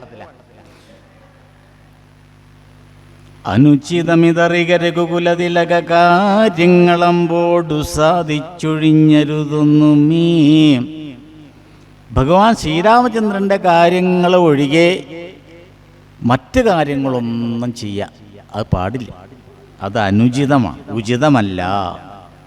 അതുകൊണ്ട് മൈനാകം, നീ എന്നെ സൽക്കരിക്കാനൊക്കെ വരുമ്പോട്ടില്ലേ, നന്ദി. നിൻ്റെ ആ ഹൃദയം ഉണ്ടല്ലോ, തുറന്ന ഹൃദയം, വല്ലവർക്ക് എന്തെങ്കിലുമൊക്കെ കൊടുക്കണം, നൽകണം എന്നുള്ള മനസ്സുണ്ടല്ലോ, അതിന് എൻ്റെ വിനീതമായ നമസ്കാരം. ഞാനൊരു കാര്യം സാധിക്കാൻ പോവാണ്, അത് സാധിച്ചു വരട്ടെ, അപ്പം നമുക്ക് നോക്കാം എന്ന് പറഞ്ഞ് മൈനാകത്തെ പറഞ്ഞയച്ചു. അപ്പം മൈനാകത്തിന് എന്തായി? സന്തോഷമായി. കാരണം പോണത് ഭഗവാന്റെ കാര്യത്തിനാണല്ലോ. പൊയ്ക്കോളൂ എന്ന് പറഞ്ഞു. വിഗതഭയമിനി വിരവൊടിന്നു ഞാൻ പോകുന്നു, ബന്ധു സൽക്കാരം പരിഗ്രഹിച്ചേനഹം. ഞാൻ ആ സൽക്കാരം ഒക്കെ സ്വീകരിച്ചു എന്ന് വിചാരിച്ചാൽ മതി. അതാണത്ര ഏറ്റവും നല്ലൊരു മനുഷ്യൻ പറയേണ്ടത്. ചായ കുടിച്ചു പോവാം എന്ന് പറഞ്ഞാൽ എനിക്കിപ്പോൾ വേണ്ട, ഞാൻ ഒരു കാര്യം സാധിക്കാം, ഞാനത് സ്വീകരിച്ചു എന്നാൽ കുട്ടിക്കോളൂ. ഹായ്, എന്തൊരു സന്തോഷമായി എന്ന് പറയൂ. അങ്ങനെ പറഞ്ഞാൽ ഞാനത് സ്വീകരിച്ചു. വേഗം അകത്തേക്ക് പോയി. നോക്കുമ്പോൾ എന്താ, സ്റ്റവ് ഓൺ ചെയ്തിട്ടും കൂടിയില്ല, വെറുതെ പറഞ്ഞു എന്ന് മാത്രമേ ഉള്ളൂ. അപ്പോൾ വിഗത ഭയം, ഇനി ഞാൻ പോവുകയാണ്. ഇത് പറഞ്ഞ് ഹനുമാൻ അവിടെ നിന്ന് പോയി മൈനാകവും മൈനാകത്തിൻ്റെ ഭവനത്തിലേക്ക് തിരിച്ചു പോയി എന്ന് പറയുന്നു. തുടർന്ന് ഇതാ വരുന്നു മൂന്നാമത്തെ ഒരു മാർഗവിഘ്നം. 1 തൊട്ടാ 3 എന്ന് പറയും. 3 കഴിഞ്ഞ പിന്നെ ഉണ്ടാവില്ല എന്നാ പറയാം. പണ്ടൊക്കെ അങ്ങനെയാണ്. 1 തൊട്ടാ 3. 1 വിഘ്നം വന്നു സുരസ, 2ാമത്തെ വിഘ്നം വന്നു മൈനാകം. ഇതൊക്കെ മാർഗം മുടക്കാൻ വേണ്ടിയിട്ടാണ് വരണതൊക്കെ. 3ാമത് ഇതാ മാർഗം മുടക്കാൻ വേണ്ടി വന്നു. അതാരാ? സന്തതം വാണിടും ഛായാഗ്രഹിണിയും. ഛായാഗ്രഹിണി എന്ന ഉച്ചാരണം പിഴയ്ക്കരുത്. രാമായണം വായിക്കുമ്പോൾ പല ആൾക്കാരും വായിക്കണമെന്ന് ഞാൻ കേട്ടിട്ടുണ്ട്. ഇവിടെ ഇല്ല കേട്ടോ. ചിലയിടത്തൊക്കെ രാമായണം വായിക്കുമ്പോൾ ഛായാഗ്രഹണി എന്ന് പറയും. ഈ ഗൃഹിണി അതൊരു അസുഖം, കുട്ടികൾക്കൊക്കെ ഉണ്ടാവണ അസുഖം ഗൃഹിണി. ഇത് ഗൃഹിണിയല്ല, ഛായാഗ്രഹിണിയാണ്. സരിത അതിപനുപരിപരി ചൂടുപോകുന്നവൻ തഴുനിഴലാശു പിടിച്ചു നിർത്തിയിടിനാൾ. നിഴല് പിടിച്ച് നിർത്തുന്ന ഒരു രാക്ഷസിയുടെ പേരാണ് ഛായാഗ്രഹിണി. അവൾക്കതാണ് തൊഴിൽ. ആരാണോ സമുദ്രത്തിൻ്റെ മീതെ പോകുന്നത്, അയാളുടെ നിഴല് സമുദ്രത്തിൽ പതിയുമ്പോൾ ഇവള് ആ നിഴല് പിടിച്ച് നിർത്തും. അതിനവൾക്ക് പ്രത്യേകതരം ഒരു കഴിവുണ്ട്. അവൾ അതിനു വേണ്ടി വരുമ്പെട്ടപ്പോൾ ഹനുമാൻ അംഗ്രിപാതേന കൊന്നു എന്ന ഒരൊറ്റ ചവിട്ട്. അതാണ് അംഗ്രിപാദം. അംഗ്രി കാലടി, കാലുകൊണ്ടുള്ള ഒരു അടി കൊണ്ട് ആ ഛായാഗ്രഹിണിയെ കൊന്നു. ആ ഛായാഗ്രഹിണിയുടെ പേരാണ് സിംഹിക. ഇതാണ് 3ാമത്തെ തടസ്സം. അപ്പം ആദ്യത്തെ തടസ്സം സുരസ വന്നു, നാഗമാതാവ്. 2ാമത് മൈനാകം. തടസ്സമൊന്നുമല്ല, പക്ഷെ എന്നാലും ചെറിയൊരു വിഘ്നം തന്നെയാണത്. മൈനാകത്തെ ഒഴിവാക്കി വിട്ടു. 3ാമത് വന്നു സിംഹിക. സിംഹികയെയും കൊന്നു. അപ്പോഴേക്ക് സമയം എത്രയായി? ചരമഗിരിശിരസിരവിയും പ്രവേശിച്ചിതു ചാരുലങ്കാഗോപുരാഗ്രേ കവീന്ദ്രനും. ചരമഗിരിശിരസി രവിയും പ്രവേശിച്ചിതു. രവി എന്ന് പറഞ്ഞ സൂര്യൻ. സൂര്യൻ എവിടെ ചെന്നു? ചരമഗിരി, അസ്തമയ പർവ്വതം. അതിനാണ് ചരമഗിരി എന്ന് പറയാം. അസ്തമയ പർവ്വതത്തിൻ്റെ മുകളിൽ സൂര്യൻ എത്തി എന്നുവെച്ചാൽ സന്ധ്യാസമയത്ത് എത്തി. ഇവിടെ ഒരു പ്രയോഗമുണ്ട് രാമായണത്തിൽ. നിരൂപകന്മാരൊക്കെ പറയുക, ഈ ചരമഗിരി ശിരസി രവിയും പ്രവേശിച്ചു ചാരുലങ്കാ ഗോപുരാഗ്രേ കവീന്ദ്രനും. ലങ്കയിൽ ഹനുമാൻ എത്തിയത് സന്ധ്യാസമയത്താണ്. അതിനർത്ഥം എന്താ? സന്ധ്യ കഴിഞ്ഞാൽ പിന്നെ ഇരുട്ടാണ്, വെളിച്ചല്ലല്ലോ. അതേപോലെയാണ് ഹനുമാൻ ലങ്കയിലെത്തിയ പിന്നെ ലങ്കയിൽ ഐശ്വര്യമില്ല, നശിച്ചു. അത് കാണിക്കാനാണത്രേ ചരമഗിരി എന്നൊരു വാക്ക് അവിടെ പ്രയോഗിച്ചത്. ഇപ്പം പഠിക്കാണ്ട് രാമായണത്തൊന്നും, വെറുതെ ചൊല്ലലല്ല.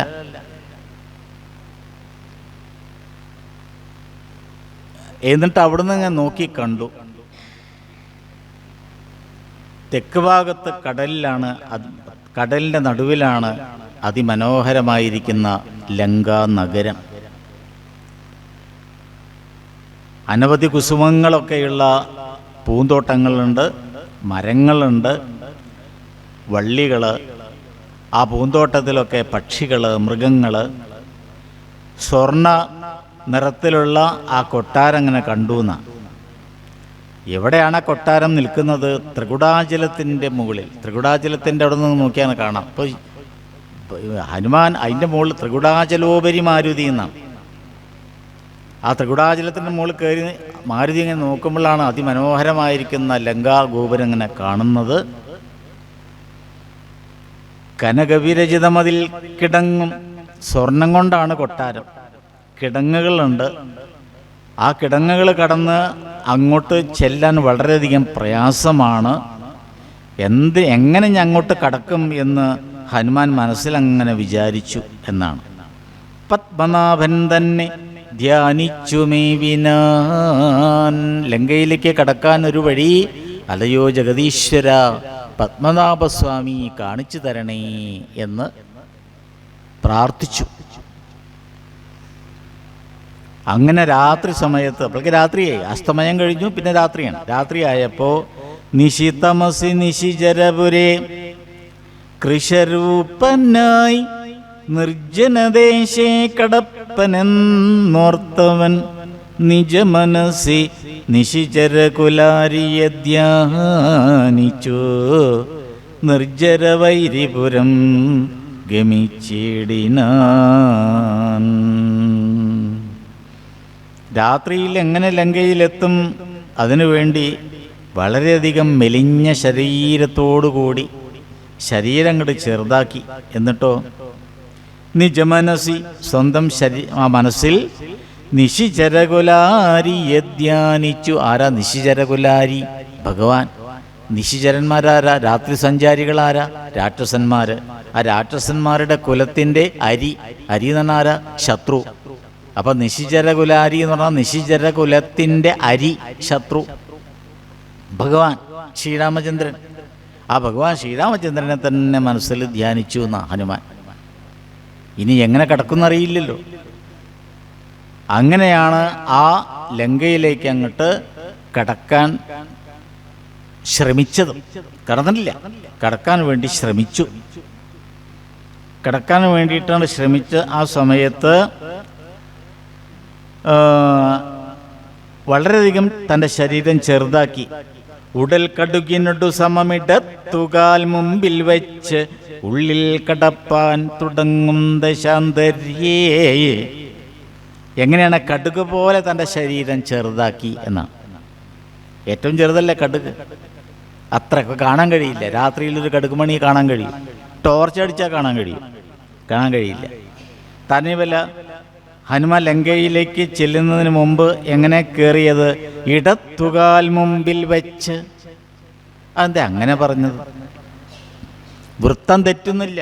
കളകാഞ്ചി വൃത്തത്തിലാണത് എഴുതിയത്, സുന്ദരകാന്ഡം മുഴുവനും.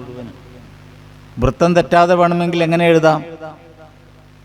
ഇങ്ങനെ എഴുതാം: ഉടൽ കടുകിനോടു സമം വലത്തുകാൽ മുമ്പിൽ വെച്ച് ഉള്ളിൽ കടപ്പാൻ തുടങ്ങും ദശാന്തരി. അങ്ങനെ വേണമെങ്കിൽ എഴുതാം.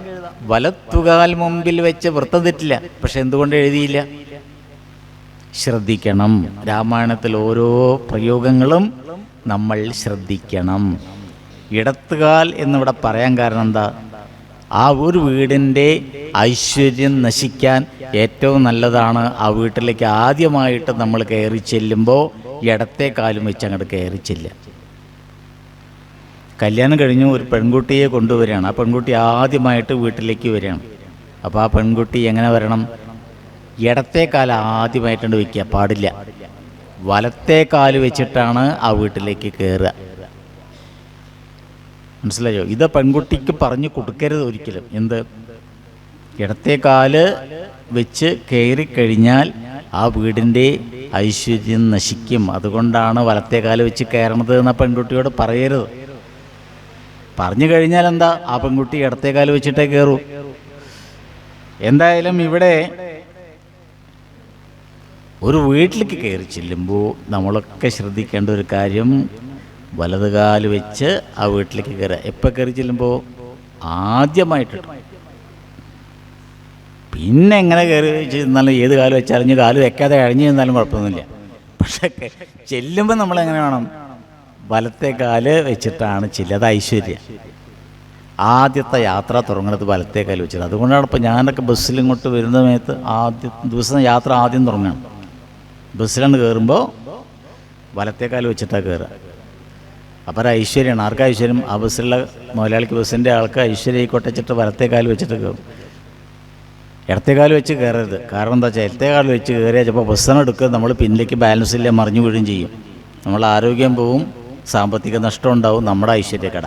അപ്പോൾ വലത്തെ കാല് വെച്ച് കാര്യങ്ങളൊക്കെ ചെയ്യാം. വലത്തെ കയ്യ്, വലത്തെ കാലൊക്കെ വലതുഭാഗം നമ്മൾ പറയാം. ഇടതുഭാഗമൊക്കെ ഐശ്വര്യക്കട. ഇടത്തെ കയ്യ്, ഇടത്തെ കാല്, അത് വേണ്ടാത്ത കാര്യങ്ങളൊക്കെ ചെയ്യുന്നതൊക്കെ ഇടത്തെ കൈ കൊണ്ടാണ്. അശുദ്ധി. വലത് പ്രശ്നമില്ല എന്നാ പറയാം. എന്തായാലും അങ്ങനെ ഇടത്തെ കാലുകൊണ്ട് വെച്ചു. കാരണം ലങ്ക നശിക്കട്ടെ, നശിച്ചു പോട്ടെ എന്നാണ് ഹനുമാന്റെ മനസ്സിലുള്ള ആഗ്രഹം. ഇടത്തെ കാല് വെച്ചപ്പോളേ എന്നിട്ട് അങ്ങോട്ട് കയറിയെന്ന കടുകുമണി പോലെ. എന്ത് കടുകുമണി പോലെ ഇത് തന്നെ ആരും കാണരുതെന്ന് വിചാരിച്ചിട്ട്. കാരണം ശരീരം ചെറുതാക്കാനോ വലുതാക്കാനോ ഒക്കെ കഴിയുമല്ലോ. അപ്പോൾ ആരും തന്നെ കാണില്ലല്ലോ. അപ്പോൾ കടുകുമണി പോലെയാണ് ചെറുതായിട്ട് ഇടത്തെ കാലണ്ട് വെച്ചു. നശിക്കട്ടെ എന്ന് പറഞ്ഞ് അങ്ങോട്ട് വെച്ചു. എനിക്ക് തോന്നുന്നത് ചിലപ്പോൾ അതുകൊണ്ടാവും ഈ കണ്ണും പ്രാക്കും ഒക്കെ തട്ടാതിരിക്കാൻ വേണ്ടിയിട്ട് പണ്ട് മുത്തശ്ശിമാർക്ക് ചെയ്തിരുന്നത് എന്താ, കടുക് ഒഴിഞ്ഞിടുക എന്ന് പറയും. ഈ ഹനുമാൻ ലങ്കയിലേക്ക് ചെന്നത് കടുകുമണിയുടെ രൂപത്തിലാണ് ശത്രുവിൻ്റെ അടുത്ത് പോയത്. അപ്പോൾ ശത്രുവിൻ്റെ ഒരു ദോഷം വരുന്നതൊക്കെ കടുകുമണി മാതിരി. ഇപ്പം കടുകുമണി ഒഴിഞ്ഞിടും പണ്ടൊക്കെ. ഇപ്പം ഗ്യാസ് സ്റ്റവായതുകൊണ്ട് ഒഴിഞ്ഞിട്ട ഗ്യാസ് പിന്നെ ഒഴിഞ്ഞിട്ടതേ ഓർമ്മ ഉണ്ടാവുള്ളൂ, പിന്നെ ഒന്നും ഓർമ്മ ഉണ്ടാവില്ല. പണ്ട് വിറകടുപ്പായതുകൊണ്ട് കുഴപ്പമില്ല. കഠിനതരമല്ലറിയൊരു രജനീചരവേഷമായി. അപ്പോഴാണ് ഒരു അത്ഭുതം, അത്യത്ഭുതം, അത്യത്ഭുതം എന്ന് പറയാം. എന്താ അത്? അലറിയും കൊണ്ട് ആ ഇരുട്ടത്ത് ഒരു രാക്ഷസി വന്നു. അത് ആ രാക്ഷസി ആരാ ചോദിച്ച അവളുടെ പേരാണ് ലങ്കാശ്രീ എന്നാണ് പേര്. ലങ്കാശ്രീ. എല്ലാ സ്ഥലത്തും ഉണ്ടാവും ഒരു ശ്രീ, അശ്രീ, രണ്ടുമുണ്ട്. അത് നമ്മൾ കർക്കിടകം തുടങ്ങുന്നതിൻ്റെ തലേ ദിവസം ആ വീട്ടിൽ ഒരു ശ്രീപോതിയെ വെക്കുന്നൊരു പതിവുണ്ട്. ഇപ്പോൾ അറിയുമോയെന്നറിയില്ല, ആദ്യമൊക്കെ ഉണ്ടായിരുന്നു. പൊട്ടി പുറത്ത്, ശ്രീപോതി അകത്ത്. ശ്രീപോതി എന്ന് അത് ശ്രീപോതിയല്ല, ശ്രീ ഭഗവതിയാണ്. ശ്രീഭഗവതി എന്ന് പറഞ്ഞിട്ട് അതെന്തായി? ശ്രീപോതി അകത്ത് വയ്ക്കും, പൊട്ടി പുറത്ത് വയ്ക്കും. പൊട്ടി പുറത്ത് എന്ന് പറഞ്ഞ് മുറവും ചൂലും അതും ഇതൊക്കെ ആയിട്ട് ആട്ടി വീടിന് ചുറ്റും നടന്ന് ഗേറ്റിൻ്റെയും പുറത്തേക്ക് കടന്ന് പെരുവഴിയിൽ കൊണ്ടുപോയിട്ട് പൊട്ടിയെ ആട്ടി വയ്ക്കും. അങ്ങനെയൊക്കെ ഒരു സങ്കല്പം ഉണ്ടായിരുന്നു. ഇന്ന് പൊട്ടിയെ ആട്ടിലൊന്നും ഇല്ല, അറിയൂല കുട്ടികൾക്ക് എന്താണ്. അതേപോലെ ഇവിടെ എങ്ങനെ വന്നു എന്ന് വെച്ച് കഴിഞ്ഞാൽ ശ്രീ ഭഗവതിയാണ്. ലങ്കാശ്രീ എന്ന് പറഞ്ഞാൽ ആ ലങ്കയുടെ ലക്ഷ്മിയാണ്, ലങ്കാലക്ഷ്മി എന്ന് പറയും. ആ ലങ്കാലക്ഷ്മി വന്നിട്ടാണ് ഹനുമാനെ പിടിച്ചത്. എന്നിട്ട് പറഞ്ഞു, നീ ആരാണ് ഈ രാത്രി ഇവിടെ വരാൻ? നീ കള്ളനല്ലേ? അസുരന്മാരോ ദേവന്മാരോ നരന്മാരോ പശുക്കളോ മൃഗങ്ങളോ ഒന്നും ഇവിടേക്ക് വരില്ല. ഞാനറിയാതെ ഇവിടേക്ക് കിടക്കണമെന്നുണ്ടെങ്കിൽ ഇശി പാടാ. നീ ആരാണ് എന്ന് പറഞ്ഞ് അടി കൊടുത്തു എന്ന്. ആരെ? ഹനുമാനെ. ഉടൻ ഹനുമാൻ എന്ത് ചെയ്തു? തിരിച്ചങ്ങോട്ടും കൊടുത്തു. രഘുകുലജവര സജീവ മുഷ്ടിപ്രഹാരേണ പതിച്ചു വമിച്ചിതു ചോരയും. ഇടത്തെ കൈകൊണ്ട് കൊടുത്തൊരിടി ഹനുമാൻ ആ ലങ്കാശ്രീയുടെ മുഖത്ത് നിന്ന് ചോര പുറത്തേക്ക് വമിച്ചു എന്നാണ്. ഈ അടിയണ്ട് കിട്ടിയ സമയത്ത് ലങ്കാശ്രീ അവിടെ നിന്ന് എഴുന്നേറ്റ് ഹനുമാനോട് പറഞ്ഞു അത്രേ, എനിക്കിപ്പോൾ നിന്റെ ബാഹുബലം, കയ്യൂക്ക് എന്താണ് എന്ന് എനിക്ക് മനസ്സിലായി. ഞാൻ നിന്റെ കയ്യൂക്കൊന്ന് പരീക്ഷിച്ചതാ. ഇപ്പം അത്യാവശ്യം നല്ല കയ്യൂക്കുണ്ടെന്ന് മനസ്സിലായി. കിട്ടേണ്ടത് കിട്ടുമ്പോഴേ കയ്യൂക്ക് എത്ര ഉണ്ടെന്ന് മനസ്സിലാവും, കൊള്ളേണ്ടത് കൊള്ളുമ്പോൾ. ഏതായാലും ബ്രഹ്മാവ് പറഞ്ഞതനുസരിച്ച് ഞാനിവിടെ നിയോഗിക്കപ്പെട്ടവളാ. ത്രേതായുഗത്തിൽ ഭഗവാൻ ശ്രീരാമചന്ദ്രനായിട്ട് മഹാവിഷ്ണു അവതരിക്കും എന്ന് പറഞ്ഞു. അന്ന് ശ്രീരാമചന്ദ്രൻ്റെ ദൂതനായിട്ട് ഒരു വാനരൻ ഇവിടെ വരും എന്നും പറഞ്ഞു. വാനരൻ ഇവിടെ വരാൻ കാരണം ഭഗവാൻ ശ്രീരാമചന്ദ്രൻ്റെ ധർമ്മപത്നിയായ സീതയെ രാവണൻ ലങ്കയിലേക്ക് അപഹരിച്ചു കൊണ്ടുവരും. അതിനെക്കുറിച്ച് അന്വേഷിക്കാനാണ് ഭഗവാന്റെ ദൂതുമായിട്ട് വാനരൻ വരിക എന്നും പറഞ്ഞു. അങ്ങനെ വരുന്ന ആ വാനരനെ നീ തടുക്കണം, കടത്തിവിടരുത്. അപ്പോൾ ആ വാനരൻ്റെ ഇടത്തെ കൈകൊണ്ട് നിന്നെ അടിക്കും. ഈ അടി കൊള്ളുന്ന ആ സമയത്ത് നിനക്ക് ദേവലോകത്തിലേക്ക് തിരിച്ചു വരാം എന്ന് പറഞ്ഞു. ദേവലോകത്തിലേക്ക് തിരിച്ചു വരാം. ഞാൻ അല്പം നമ്മൾ കണ്ടില്ലേ, സീരിയലിലൊക്കെ നമ്മൾ കാണുന്നവരാണല്ലോ അല്ലേ? അതൊക്കെ കാണുമ്പോൾ നിങ്ങൾക്ക് അറിയാം, അല്പം ഒരു ബ്രേക്ക് എന്ന് പറയും, ഒരു പരസ്യം. അപ്പോൾ ഇപ്പം കുറച്ചൊരു പരസ്യം, നല്ല മിനറൽ വാട്ടറാണ്, ഇത് കുടിച്ച് ദാഹം തീർക്കട്ടെ ലേശം.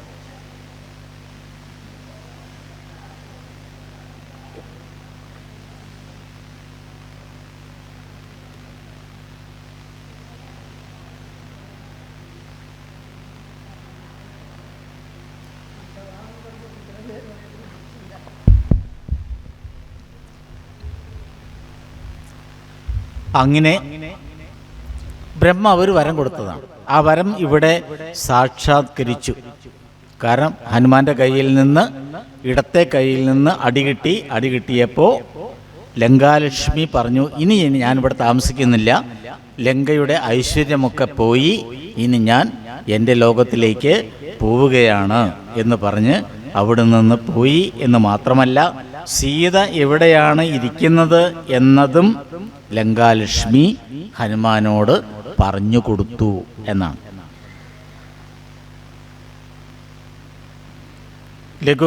ലഘുഗതിയൊടിനി ഒരിടരൊഴിയെ നടക്കൊള്ളുക നീ, ലങ്കയാൽ നിന്നാൽ ജിതയായി നിന്നടോ. ഇന്ന് ലങ്ക നീ ജയിച്ചിരിക്കുന്നു. രാക്ഷസ രാജാവായിരിക്കുന്ന രാവണന് മരണം അടുത്തിരിക്കുന്നു. ഇനി നീ നേരെ ചെല്ലുക, ആ സീതാദേവിയെ കാണുക എന്ന് പറഞ്ഞു. അപ്പൊ എവിടെയാണ് സീതാദേവി ഇരിക്കുന്നത്?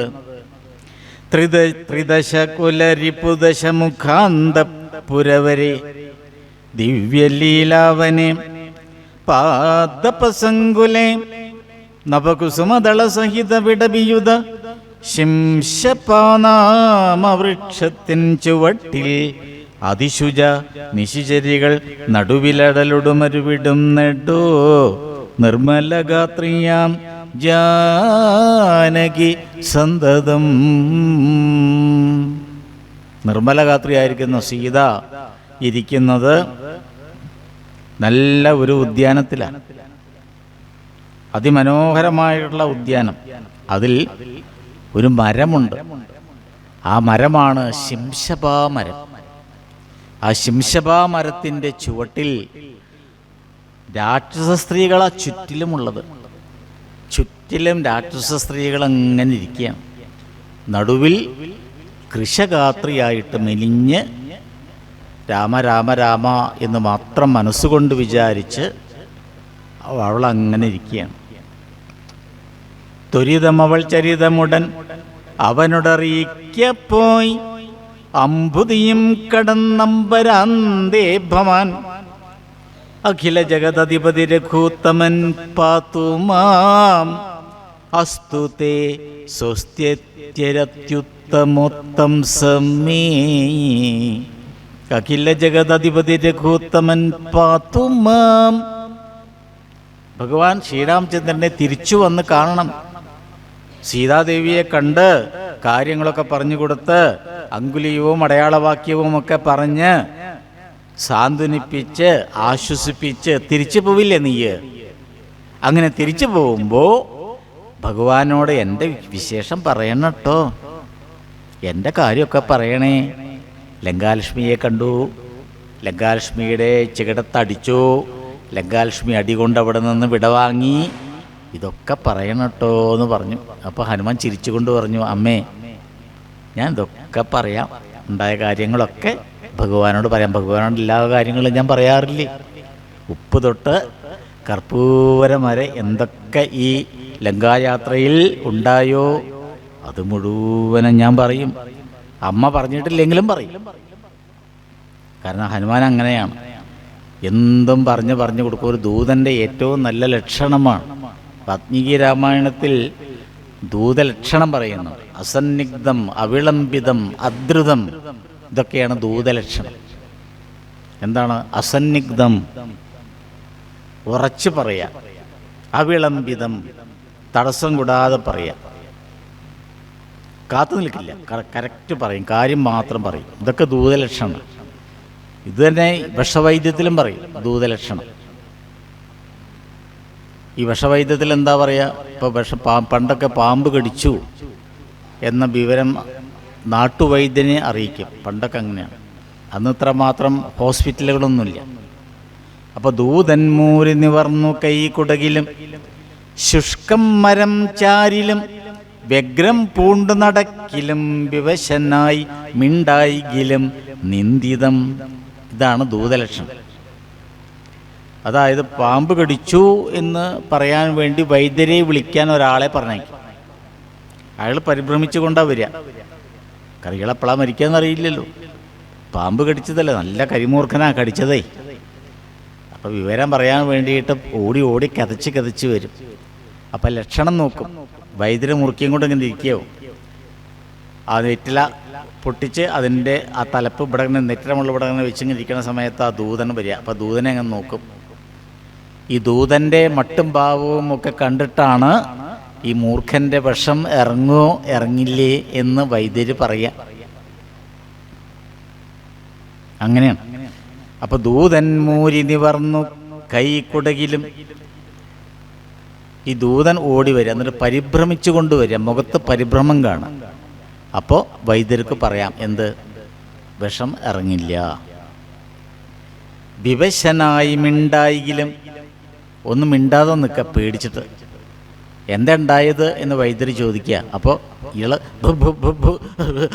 എന്നൊക്കെ പറഞ്ഞ് പരിഭ്രമിച്ച് നിൽക്കുമ്പോൾ നിശ്ചയിക്കാം വിഷം ഇറങ്ങില്ല. പിന്നെന്ത് ചെയ്യുമ്പോൾ മൂരി നിവർന്ന കൈ കുടയ, ഇങ്ങനെ മൂരി നിവരിക. ഇടയ്ക്കിടയ്ക്കൊക്കെ ഇങ്ങനെ ചില ആൾക്കാരൊക്കെ വെറുതെ, അത് അശുഭലക്ഷണമാണത്. വെറുതെ നിൽക്കുമ്പോൾ അങ്ങനെ മൂരി നിവർന്നിട്ട് ഇങ്ങനെ നിൽക്കുക, ഗുസ്തി ചെയ്യാൻ നിൽക്കണ മാതിരി. ശുഷ്കം മരം ചാരിലും, ശുഷ്കം മരം ഉണങ്ങിയ മരം ചാരി നിന്നുകൊണ്ടാണ് വൈദ്യരെ ഇന്നാളെ പാമ്പ് കടിച്ചിട്ടുണ്ട് എന്ന് പറയുന്നത് എങ്കിൽ വൈദ്യർക്ക് ഉറപ്പിക്കാം ആ വിഷം ഇറങ്ങില്ല. ഇങ്ങനെ പല ലക്ഷണങ്ങളും പറയുന്നുണ്ട് വിഷശാസ്ത്രത്തിൽ, വിഷവൈദ്യത്തിൽ. എന്നിട്ടാണ് ഇതൊന്നുമില്ലാതെ അയച്ചാൽ വൈദ്യർ പറയുന്ന ഞാണ്ട് വരാം, അല്ലെങ്കിൽ വൈദ്യർ പറയും ഞാൻ വരുന്നില്ല എന്ന് പറഞ്ഞതിൻ്റെ അർത്ഥം കഴിഞ്ഞു എന്നാണ്. അപ്പോൾ ഇവിടെ ഈ ലക്ഷണങ്ങളൊക്കെ പ്രത്യേകം ശ്രദ്ധിക്കേണ്ടതുണ്ട്. ഏതായാലും ഇനി നേരെ പോയിട്ട് ഭഗവാനോട് കാര്യങ്ങളൊക്കെ പറയാം. ഇനി തിരിച്ച് ഭഗവാനെ വന്ന് കണ്ടൂത്രേ ഹനുമാൻ. ലങ്കയൊക്കെ ചുട്ട് ഭസ്മമാക്കിയിട്ട് തിരിച്ചു വരികയാണ് ഹനുമാൻ. അങ്ങനെ അവിടേക്ക് എത്തിയിട്ടില്ല, അത് അത്രയേ ഉള്ളൂ. പക്ഷെ അതിപ്പോൾ ഇവിടെ നിന്ന് പറയാൻ കാരണം എന്താ വെച്ചാൽ ഹനുമാൻ്റെ ആ ഒരു പ്രയോഗ സവിശേഷത വ്യക്തമാക്കാൻ വേണ്ടി പറഞ്ഞതാണ്. തിരിച്ചുകൊണ്ട് വരുമ്പോൾ എല്ലാവരും ഉത്കണ്ഠയോടുകൂടി നിൽക്കുകയാണല്ലോ. സീതയെ കണ്ടുവോ കണ്ടില്ലേ അറിയില്ലല്ലോ. അപ്പം എല്ലാവരുടെയും ഉത്കണ്ഠ പോവാൻ വേണ്ടിയിട്ട് ആദ്യം തന്നെ ഹനുമാൻ ഈ വാനരന്മാരെ കണ്ടപ്പോൾ പറഞ്ഞത് എന്താ അത്രേ? കണ്ടു സീതയേന്ന്. ഈ ദൂരാന്വയം നമ്മൾ ഉപയോഗിക്കാറില്ല, വ്യാകരണപരമായിട്ട് തെറ്റാണ്. ഇംഗ്ലീഷ് ലാംഗ്വേജിൽ പറ്റും. ഐ സോ ഹിം, ഞാൻ അവനെ കണ്ടു. ഐ സോ ഹിം, അവിടെ സോ എന്നുള്ള ക്രിയ ആദ്യം പ്രയോഗിച്ചു, ഹിം എന്നുള്ളത് പിന്നെയാണ് പ്രയോഗിക്കുന്നത്. സോ ഹിം, കണ്ടു ഞാൻ അവനെ. മലയാളത്തിൽ കണ്ടു അവനെന്ന് പറയില്ല, അവനെ കണ്ടു എന്നാണ് പറയുക. ഇവിടെ ഇംഗ്ലീഷുകാർ പറയണ മാതിരിയാണ് പറഞ്ഞത് ഹനുമാൻ. ഐ സോ ഹർ, കണ്ടു സീതയെ. എന്തുകൊണ്ടാണ് അങ്ങനെ പറഞ്ഞത്? കണ്ടു സീതയെ. കാരണം കണ്ടുവോ കണ്ടില്ലേ എന്നുള്ള ഉത്കണ്ഠയോടുകൂടി നിൽക്കുകയാണ്. അപ്പം ആദ്യം തന്നെ വാക്ക് കേട്ടതെന്താ? കണ്ടു. വാനന്മാർക്ക് സന്തോഷമായി, കണ്ടല്ലോ.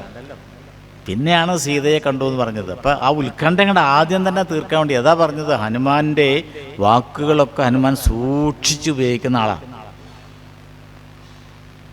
ഇവിടെ ഹനുമാൻ പറഞ്ഞു ഞാൻ തിരിച്ചു ചെല്ലും, ഭഗവാൻ ശ്രീരാമചന്ദ്രനെ കാണും, എല്ലാ കാര്യങ്ങളും പറഞ്ഞു കൊടുക്കും. അതിന് അമ്മ പറയുമെന്ന് വേണ്ട, അല്ലാതെ തന്നെ ഞാൻ പറയും. ഇത് പറഞ്ഞു. ലഘുവചന മധുരം ഇതി ചൊല്ലി മറഞ്ഞിതു ലങ്കയിൽ നിന്നു വാങ്ങി മലർമങ്കയും. ഇതൊക്കെ പറഞ്ഞ് ആ ലക്ഷ്മി അവിടെ നിന്ന് പോയി എന്ന് ആ പ്രാസം നോക്കണം. എഴുത്തച്ഛൻ എഴുതുമ്പോൾ അങ്ങനെയാണ്, നല്ല പ്രാസം ഒപ്പിച്ചിട്ട് ആ പദങ്ങളൊക്കെ നല്ല ഒഴുക്കാണ്. അങ്ക എന്നുള്ളതിൻ്റെ പ്രയോഗമാണ്. അദ്വിതീയാക്ഷര പ്രാസത്തിൽ ആദ്യം പറഞ്ഞു ലങ്കയിൽ നിന്ന് വാങ്ങി, അവസാനം എന്ത് പറഞ്ഞു? മലർ മങ്കയും. കണ്ടു, ലങ്കയിൽ നിന്ന് വാങ്ങി മലർ മങ്കയും. ഇങ്ങനെയൊക്കെയുള്ള പ്രാസം രാമായണം കിളിപ്പാട്ടിൽ നമുക്ക് കാണാൻ കഴിയും. അതേപോലെ തന്നെ ഇവിടെ അഖില ജഗദധിപതി രഘുത്തമൻ പാതുമാം അസ്തുതേ സുസ്ഥിരത്യുത്തമോത്തം സമീ. അത്ത എന്നുള്ളതിൻ്റെ പ്രയോഗം സ്വസ്തി അത്യുത്തമോ ഉത്തം സമേ. ഇതാണ് പദം പിരിക്കുക. സ്വസ്തി അതി ഉത്തമ ഉത്തം സമേ. ഇത് ഒരുമിച്ചുകൊണ്ട് വായിക്കുമ്പോൾ സ്വസ്ഥിരത്യുത്തമോത്തം സമേ. പലരും രാമായണം വായിക്കുമ്പോൾ അവിടെ എത്തുമ്പോൾ ഒരൊറ്റ വിഴുങ്ങല. അതുവരെയൊക്കെ നന്നായി വായിക്കും. എങ്ങനെ? അഖില ജഗദധിപതി രഘുത്തമൻ പദുമാമസ്തുതേ ഒരു അങ്ങനെ എന്തൊരു വായന. അങ്ങനെയല്ല വായിക്കുക, അവിടെ കുറച്ച് വായിക്കാൻ പണിയുണ്ട്. സുസ്ഥിരത്യുത്തമോത്തം സമീ എന്നാ പറയുന്നത്.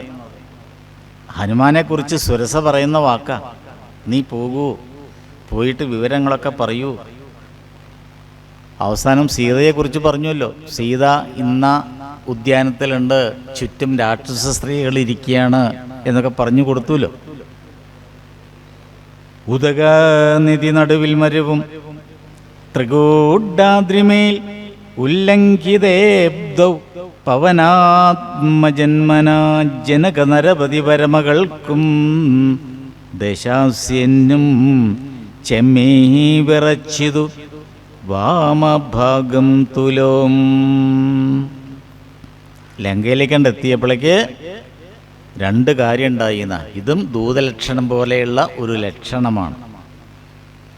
ആ ലങ്കാഗോപുരത്തിലേക്ക് അങ്ങോട്ട് കടന്ന് കയറിയപ്പോൾ ദശാസ്യൻ എന്ന് പറഞ്ഞ രാവണന് ഇടതുഭാഗം വിറച്ചു, സീതയ്ക്കും ഇടതുഭാഗം വിറച്ചു എന്ന്. രണ്ടാൾക്കും എന്തേ ഇടതുഭാഗം വിറയ്ക്കാൻ കാരണം? വിറയ്ക്കുക എന്ന് പറഞ്ഞാൽ തുടിക്കുക. ഇടതുഭാഗം തുടിക്കാൻ എന്താ കാരണം? പുരുഷന്മാർക്ക് ഇടതുഭാഗം തുടിച്ചാൽ അത് ചീത്തതിനാണ്, അത് നല്ല ലക്ഷണമല്ല. പുരുഷന്മാർക്കൊക്കെ അങ്ങനെയാണ്. ഇടതുഭാഗം തുടിച്ചാൽ അത് ചീത്ത ലക്ഷണമായിട്ടാണ് പറയാം. ഇടതുഭാഗം വിറയ്ക്കുക, ഇടതുഭാഗം തുടിക്കുകയൊക്കെ ചെയ്താൽ എന്തോ ഒരാപത്ത് വരാൻ പോകുന്നു എന്നുള്ളതിൻ്റെ ലക്ഷണമായിട്ടാണ് പണ്ടത്തെ ആൾക്കാരൊക്കെ. സ്ത്രീകൾക്കാണെങ്കിലോ ഇടതുഭാഗം തുടിക്കുക എന്ന് വെച്ചാൽ നല്ലത് വരാൻ പോകണമെന്ന്. അതാണ് ഇടതുഭാഗം തുടിക്കുക. ഇപ്പം വിടാതെ ഇങ്ങനെ ഇടതുഭാഗം തുടിക്കുകയാണെന്ന് വെച്ചാൽ നിങ്ങളൊരു നല്ല ഡോക്ടറെ കണ്ട് BP ഒന്ന് ചെക്ക് ചെയ്യുക. ജനക നരപതി ദുഹിതൃവരനു ദക്ഷാംഗവും ജാതനെന്നാകിൽ വരും സുഖം ദുഃഖവും. വേറൊരാൾക്ക് വലതുഭാഗം തുടിച്ചത്. അതാർക്കാ? ഭഗവാൻ ശ്രീരാമചന്ദ്രന്. ഹനുമാൻ ലങ്കയിലെത്തിയ അതേ സമയത്ത് ഭഗവാൻ ശ്രീരാമചന്ദ്രൻ അവിടെയാണ്, കടലിൻ്റെ അക്കരെ. വലതുഭാഗം തുടിച്ചു എന്നാ, കാരണം നല്ലത് വരാൻ പോവാണ്. അങ്ങനെ സൂക്ഷ്മ ശരീരനായിട്ട് ഹനുമാൻ ലങ്കയിലെത്തി. അവിടെ മുഴുവനും ഗോപുരങ്ങളും കൊട്ടാരങ്ങളും ഉദ്യാനങ്ങളും ഒക്കെ തിരഞ്ഞു. ലങ്കാലക്ഷ്മിയുടെ വാക്കുകൾ കേട്ടു. ഉദ്യാനത്തിലാണ് എന്ന് പറഞ്ഞു. ആ ഉദ്യാനം എവിടെയാണ് എന്നറിയാതെ ഹനുമാൻ കിടന്ന് നട്ടം തിരിഞ്ഞു. അവിടെയാണ് ശിംശപാ വൃക്ഷം എന്ന് പറഞ്ഞു. ഏതാണ് ശിംശപാ വൃക്ഷം ഹനുമാൻ അറിയില്ല. ഹനുമാൻ അവിടെ മുഴുവനും കടന്ന് തെരഞ്ഞു, സീതയെ കാണാൻ കഴിഞ്ഞില്ല. ആ സമയത്താണ് വായു ഭഗവാൻ അവിടേക്ക് വന്ന് നല്ലൊരു സുഗന്ധം, ആ സുഗന്ധത്തോടുകൂടി വായു ഭഗവാൻ ഹനുമാനെ ആ ശിംശപാ മരത്തിൻ്റെ ചുവട്ടിലേക്ക് കൊണ്ടുപോയി. കാരണം വായു ഭഗവാൻ എന്ന് പറഞ്ഞാൽ സ്വന്തം പിതാവിൻ്റെ സ്ഥാനമാണ്. ഹനുമാനെ പിതാവ് തന്നെയാണ്. തൻ്റെ മകൻ കിടന്ന് നട്ടം തിരിയുന്നത് കണ്ടപ്പോൾ പിതാവ് നല്ലൊരു ഗന്ധവുമായിട്ട് വന്നു എന്നാണ്. അപ്പോൾ പൂക്കളുടെ ഒരു ഗന്ധം വരണമെന്നുണ്ടെങ്കിൽ ആ സ്ഥലം കണ്ടുപിടിക്കാമല്ലോ. ഉദ്യാനത്തിലാണെന്ന് പറഞ്ഞു ലങ്കാലക്ഷ്മി. അപ്പോൾ ഉദ്യാനത്തിലാണെന്നുണ്ടെങ്കിൽ ആദ്യം തിരയേണ്ടത് എവിടെയാണ്? ഉദ്യാനത്തിലാണ്. ഗോപുരത്തിൽ തിരഞ്ഞിട്ട് കാര്യമില്ല എന്ന് ഉറപ്പായില്ലേ? അപ്പോൾ ഉദ്യാനത്തിൽ തിരയണമെങ്കിൽ ഉദ്യാനത്തിൻ്റെ ചില ലക്ഷണങ്ങൾ കാണണം. അതെന്താ ലക്ഷണം? പൂക്കൾ വിരിഞ്ഞു നിൽക്കുന്ന അതിൻ്റെ ഗന്ധം. അത് വരുന്നത് എവിടെയാണ്? ഉദ്യാനത്തിൽ നിന്നാണ്. അപ്പോൾ അങ്ങോട്ട് പോകും. ഓരോ സ്ഥലത്തു നിന്നും എന്തുണ്ട് തിരിച്ചറിയാൻ നമുക്ക് ഭഗവാൻ തന്നിരിക്കുന്നതാണ് ഗന്ധം, സ്പർശം, രൂപം, രസം തുടങ്ങിയ വിഷയങ്ങൾ. ഈ വിഷയങ്ങൾ വെച്ചുകൊണ്ടാണ് ഇന്ദ്രിയങ്ങൾ വഴി നമ്മൾ ഓരോന്നോരോന്നും ഇങ്ങനെ തിരയുക. ഒന്നും വേണ്ട, ഒരു സ്ഥലത്ത് നിർത്തുമ്പോൾ നല്ല ചന്ദനത്തിരിയുടെ കളഭത്തിൻ്റെ ആ ഗന്ധം ഇങ്ങനെ വരുന്നുണ്ട് ഇല്ലേ? ഗുരുവായൂർ പോയി അറിയാം. ആ ഗുരുവായൂരിൽ ഇറങ്ങി ബസ് സ്റ്റാൻഡിൽ ഇറങ്ങിയിട്ട് നടന്ന് പടിഞ്ഞാറേ നടക്കി കൂടെ ഇങ്ങനെ നടന്നിങ്ങനെ വരുമ്പോൾ തന്നെ ആ ഗുരുവായൂർ കളഭത്തിൻ്റെയൊക്കെ ആ ഒരു ഗന്ധം, ആ തുളസിയുടെ ഗന്ധം ഒക്കെ ഇങ്ങനെ വരുമ്പോൾ അറിയാം ആ ഗുരുവായൂർ ക്ഷേത്രത്തിലെത്തി, ഇവിടെ അമ്പലത്തിലെത്തി. ഒരു മാർക്കറ്റിലേക്ക് പോവുകയാണ്, ഒരു അന്ധനായ ഒരാൾ മാർക്കറ്റിലേക്ക് പോകുമ്പോൾ ഈ അന്ധനായ ആൾ മാർക്കറ്റ് എത്തി എന്നിങ്ങനെ അറിയാം. അങ്ങനെ വാസനിച്ച് നോക്കും. വാസനിച്ച് നോക്കുമ്പോൾ കൃത്യമായി ചില ഗന്ധങ്ങളൊക്കെ അയാളുടെ നാസികയിൽ ഇങ്ങനെ വരുമ്പോൾ അയാൾക്ക് മനസ്സിലായി, ഓ മാർക്കറ്റ് എത്തി. ഒക്കെ ഗന്ധം. ഒരു ആശുപത്രിയിലേക്ക് ചെല്ലുമ്പോൾ കണ്ണു കാണാത്ത ആൾ എങ്ങനെയാണ് അത് ആശുപത്രിയെ മനസ്സിലാക്കുക? ചില മരുന്നുകളുടെ ഗന്ധങ്ങളൊക്കെ അങ്ങനെ വരും, ഇഞ്ചക്ഷൻ മരുന്നിൻ്റെയൊക്കെ വരും. ആ മരുന്നുകളുടെ ഗന്ധം വരുമ്പോൾ മനസ്സിലായി അയാൾക്കത് ആശുപത്രിയാണ്. ഇപ്പോൾ ഗന്ധം കൊണ്ട് നമുക്ക് എന്ത് ചെയ്യാം? കാഴ്ചശക്തി കിട്ടും. ഇപ്പോൾ മൂക്ക് കൊണ്ടും കാണാം എന്നർത്ഥം, കണ്ണുകൊണ്ടല്ല. ഇവിടെ ഹനുമാൻ സീതയെ കണ്ടെത്തിയത് എന്തിൻ്റെ സഹായത്താലാ? ഗന്ധം, മൂക്കിൻ്റെ സഹായത്താലാ. അത് ഇതുവരെ നമ്മൾ പഠിച്ചിട്ടുണ്ടാവില്ല. ഹനുമാൻ സീതയെ കണ്ടെത്തിയത് കണ്ണിൻ്റെ സഹായത്താലല്ല, ഗന്ധത്തിൻ്റെ സഹായത്തിലാണ്. അതിന് ഹനുമാനെ സഹായിച്ചത് ആരാ? വായുദേവനാണ്. കാരണം കാറ്റിലൂടെയാണല്ലോ ഗന്ധം സഞ്ചരിക്കുക. അങ്ങനെ ചെന്ന് ശിംശബാമരത്തിൻ്റെ ചുവട്ടിലെത്തിയപ്പോൾ കണ്ടു. എങ്ങനെയാണ് സീത? മലിനതരച്ചിക്കുരവസനം പൂണ്ടു ദീനയായി മൈഥിലിതാൻ കൃശഗാത്രിയായി എത്രയും ഭയവിവശമവനിയിലുരുണ്ടും തഥാഹൃതി ഭർത്താവു തന്നെ നിനച്ചും നിനച്ചലം നയന ജലമനപരതമൊഴുകിയൊഴുകി 14 രാമരാമേതി ജപിക്കയും നിശിചരികൾ നടുവിലടലൊടുമരുവും ഈശ്വരീ നിത്യസ്വരൂപിണിയെ കണ്ടു മാരുതി. ദയനീയമായ കാഴ്ചയാണ്. ഇങ്ങനെയൊരു കാഴ്ച കാണരുതേ എന്ന് നമ്മളെല്ലാവരും പ്രാർത്ഥിക്കും. ചുറ്റും രാക്ഷസ സ്ത്രീകൾ. ആ രാക്ഷസ സ്ത്രീകളെ കണ്ടാൽ തന്നെ നമുക്ക് ഒരു സന്തോഷമില്ല, പേടിയാണ്. ആ രാക്ഷസ സ്ത്രീകളെ നടുവിലാണ് ആ കുട്ടി ഇരിക്കുന്നത്. രാജകൊട്ടാരത്തിൽ വളർന്നവളാണ് ആ കുട്ടി. ഇങ്ങനെയുള്ള രൂപങ്ങളൊന്നും കണ്ടിട്ടില്ല. ആരാ രാക്ഷസന്മാരെന്ന് അറിയില്ല. ഇവിടെ ആ രാക്ഷസ സ്ത്രീകളെ ആദ്യമായിട്ട് കാണുക. അവിടെ എന്നോ ഉടുത്ത വസ്ത്രമാണ്, അതാകെ മലിനമായിരിക്കുന്നു. അത് അലക്കിയിട്ടുമില്ല, അലക്കാനും ഒന്നുമില്ല. അതങ്ങനെ എടുത്ത വസ്ത്രം അതേമാതിരിയുണ്ട്. കരഞ്ഞുകൊണ്ട് കണ്ണീര് വാർത്തുകൊണ്ടാണ് ഇരിക്കുന്നത്. കണ്ണീര് പറ്റിപ്പോയി എന്ന് പറയാം. കാരണം ലങ്കയിലേക്ക് കൊണ്ടുവന്ന അന്ന് മുതൽ തൻ്റെ പ്രിയതമനെ ആ കുട്ടി കണ്ടിട്ടില്ല. കരഞ്ഞ് കണ്ണീരൊക്കെ പറ്റിപ്പോയി. അങ്ങനെ രാക്ഷസികളുടെ നടുവിൽ കരഞ്ഞ് കണ്ണീർ വറ്റി മലിന വസ്ത്രം ധരിച്ചുകൊണ്ട് ഇരിക്കുന്ന ആ മൈഥിലിയെ കണ്ടു എന്നാണ്. ജനകരാജാവിൻ്റെ മകള്. ഹനുമാന്റെ മനസ്സിൽ സീത എന്നൊരു സങ്കല്പമുണ്ട്. ജനക മഹാരാജാവിൻ്റെ മകള് പട്ടമഹിഷി, ശ്രീരാമചന്ദ്രൻ്റെ ധർമ്മപത്നി. ആ കിരീടമൊക്കെ ധരിച്ച്, പട്ടുവസ്ത്രം ധരിച്ച്, വളകളും ആഭരണങ്ങളുമൊക്കെ ധരിച്ച് അങ്ങനെ ചിരിച്ചുകൊണ്ടിരിക്കുന്ന ആ മൂക്കുത്തിയൊക്കെ അണിഞ്ഞ് സാക്ഷാൽ ഭഗവതിയെപ്പോലെ ഇരിക്കുന്ന ആ ഒരു രൂപം ഹനുമാന്റെ മനസ്സിലുണ്ട്. ഇതങ്ങോട്ട് കണ്ടപ്പോൾ ആ രൂപവും ഇപ്പോൾ താൻ നേരിട്ട് കാണുന്ന രൂപവും തമ്മിൽ യാതൊരു സാമ്യവും ഇല്ല. ഇപ്പം കാണുന്ന രൂപം കണ്ടപ്പോൾ ഇതെന്തൊരു കോലം എന്നൊക്കെ പറയുന്നത് പോലെ തോന്നി. വിസ്മയം പൂണ്ടുന്ന ഹനുമാൻ. രഘുത്തമൻ തന്നെ ദേവിയാം സീതയെ കണ്ടു കപിവരൻ. ഉടൻ കപിവരനായിരിക്കുന്ന ആ ഹനുമാൻ അങ്ങോട്ട് തൊഴുതു മനസ്സുകൊണ്ട് ആ ദേവിയെ നമസ്കരിച്ചു.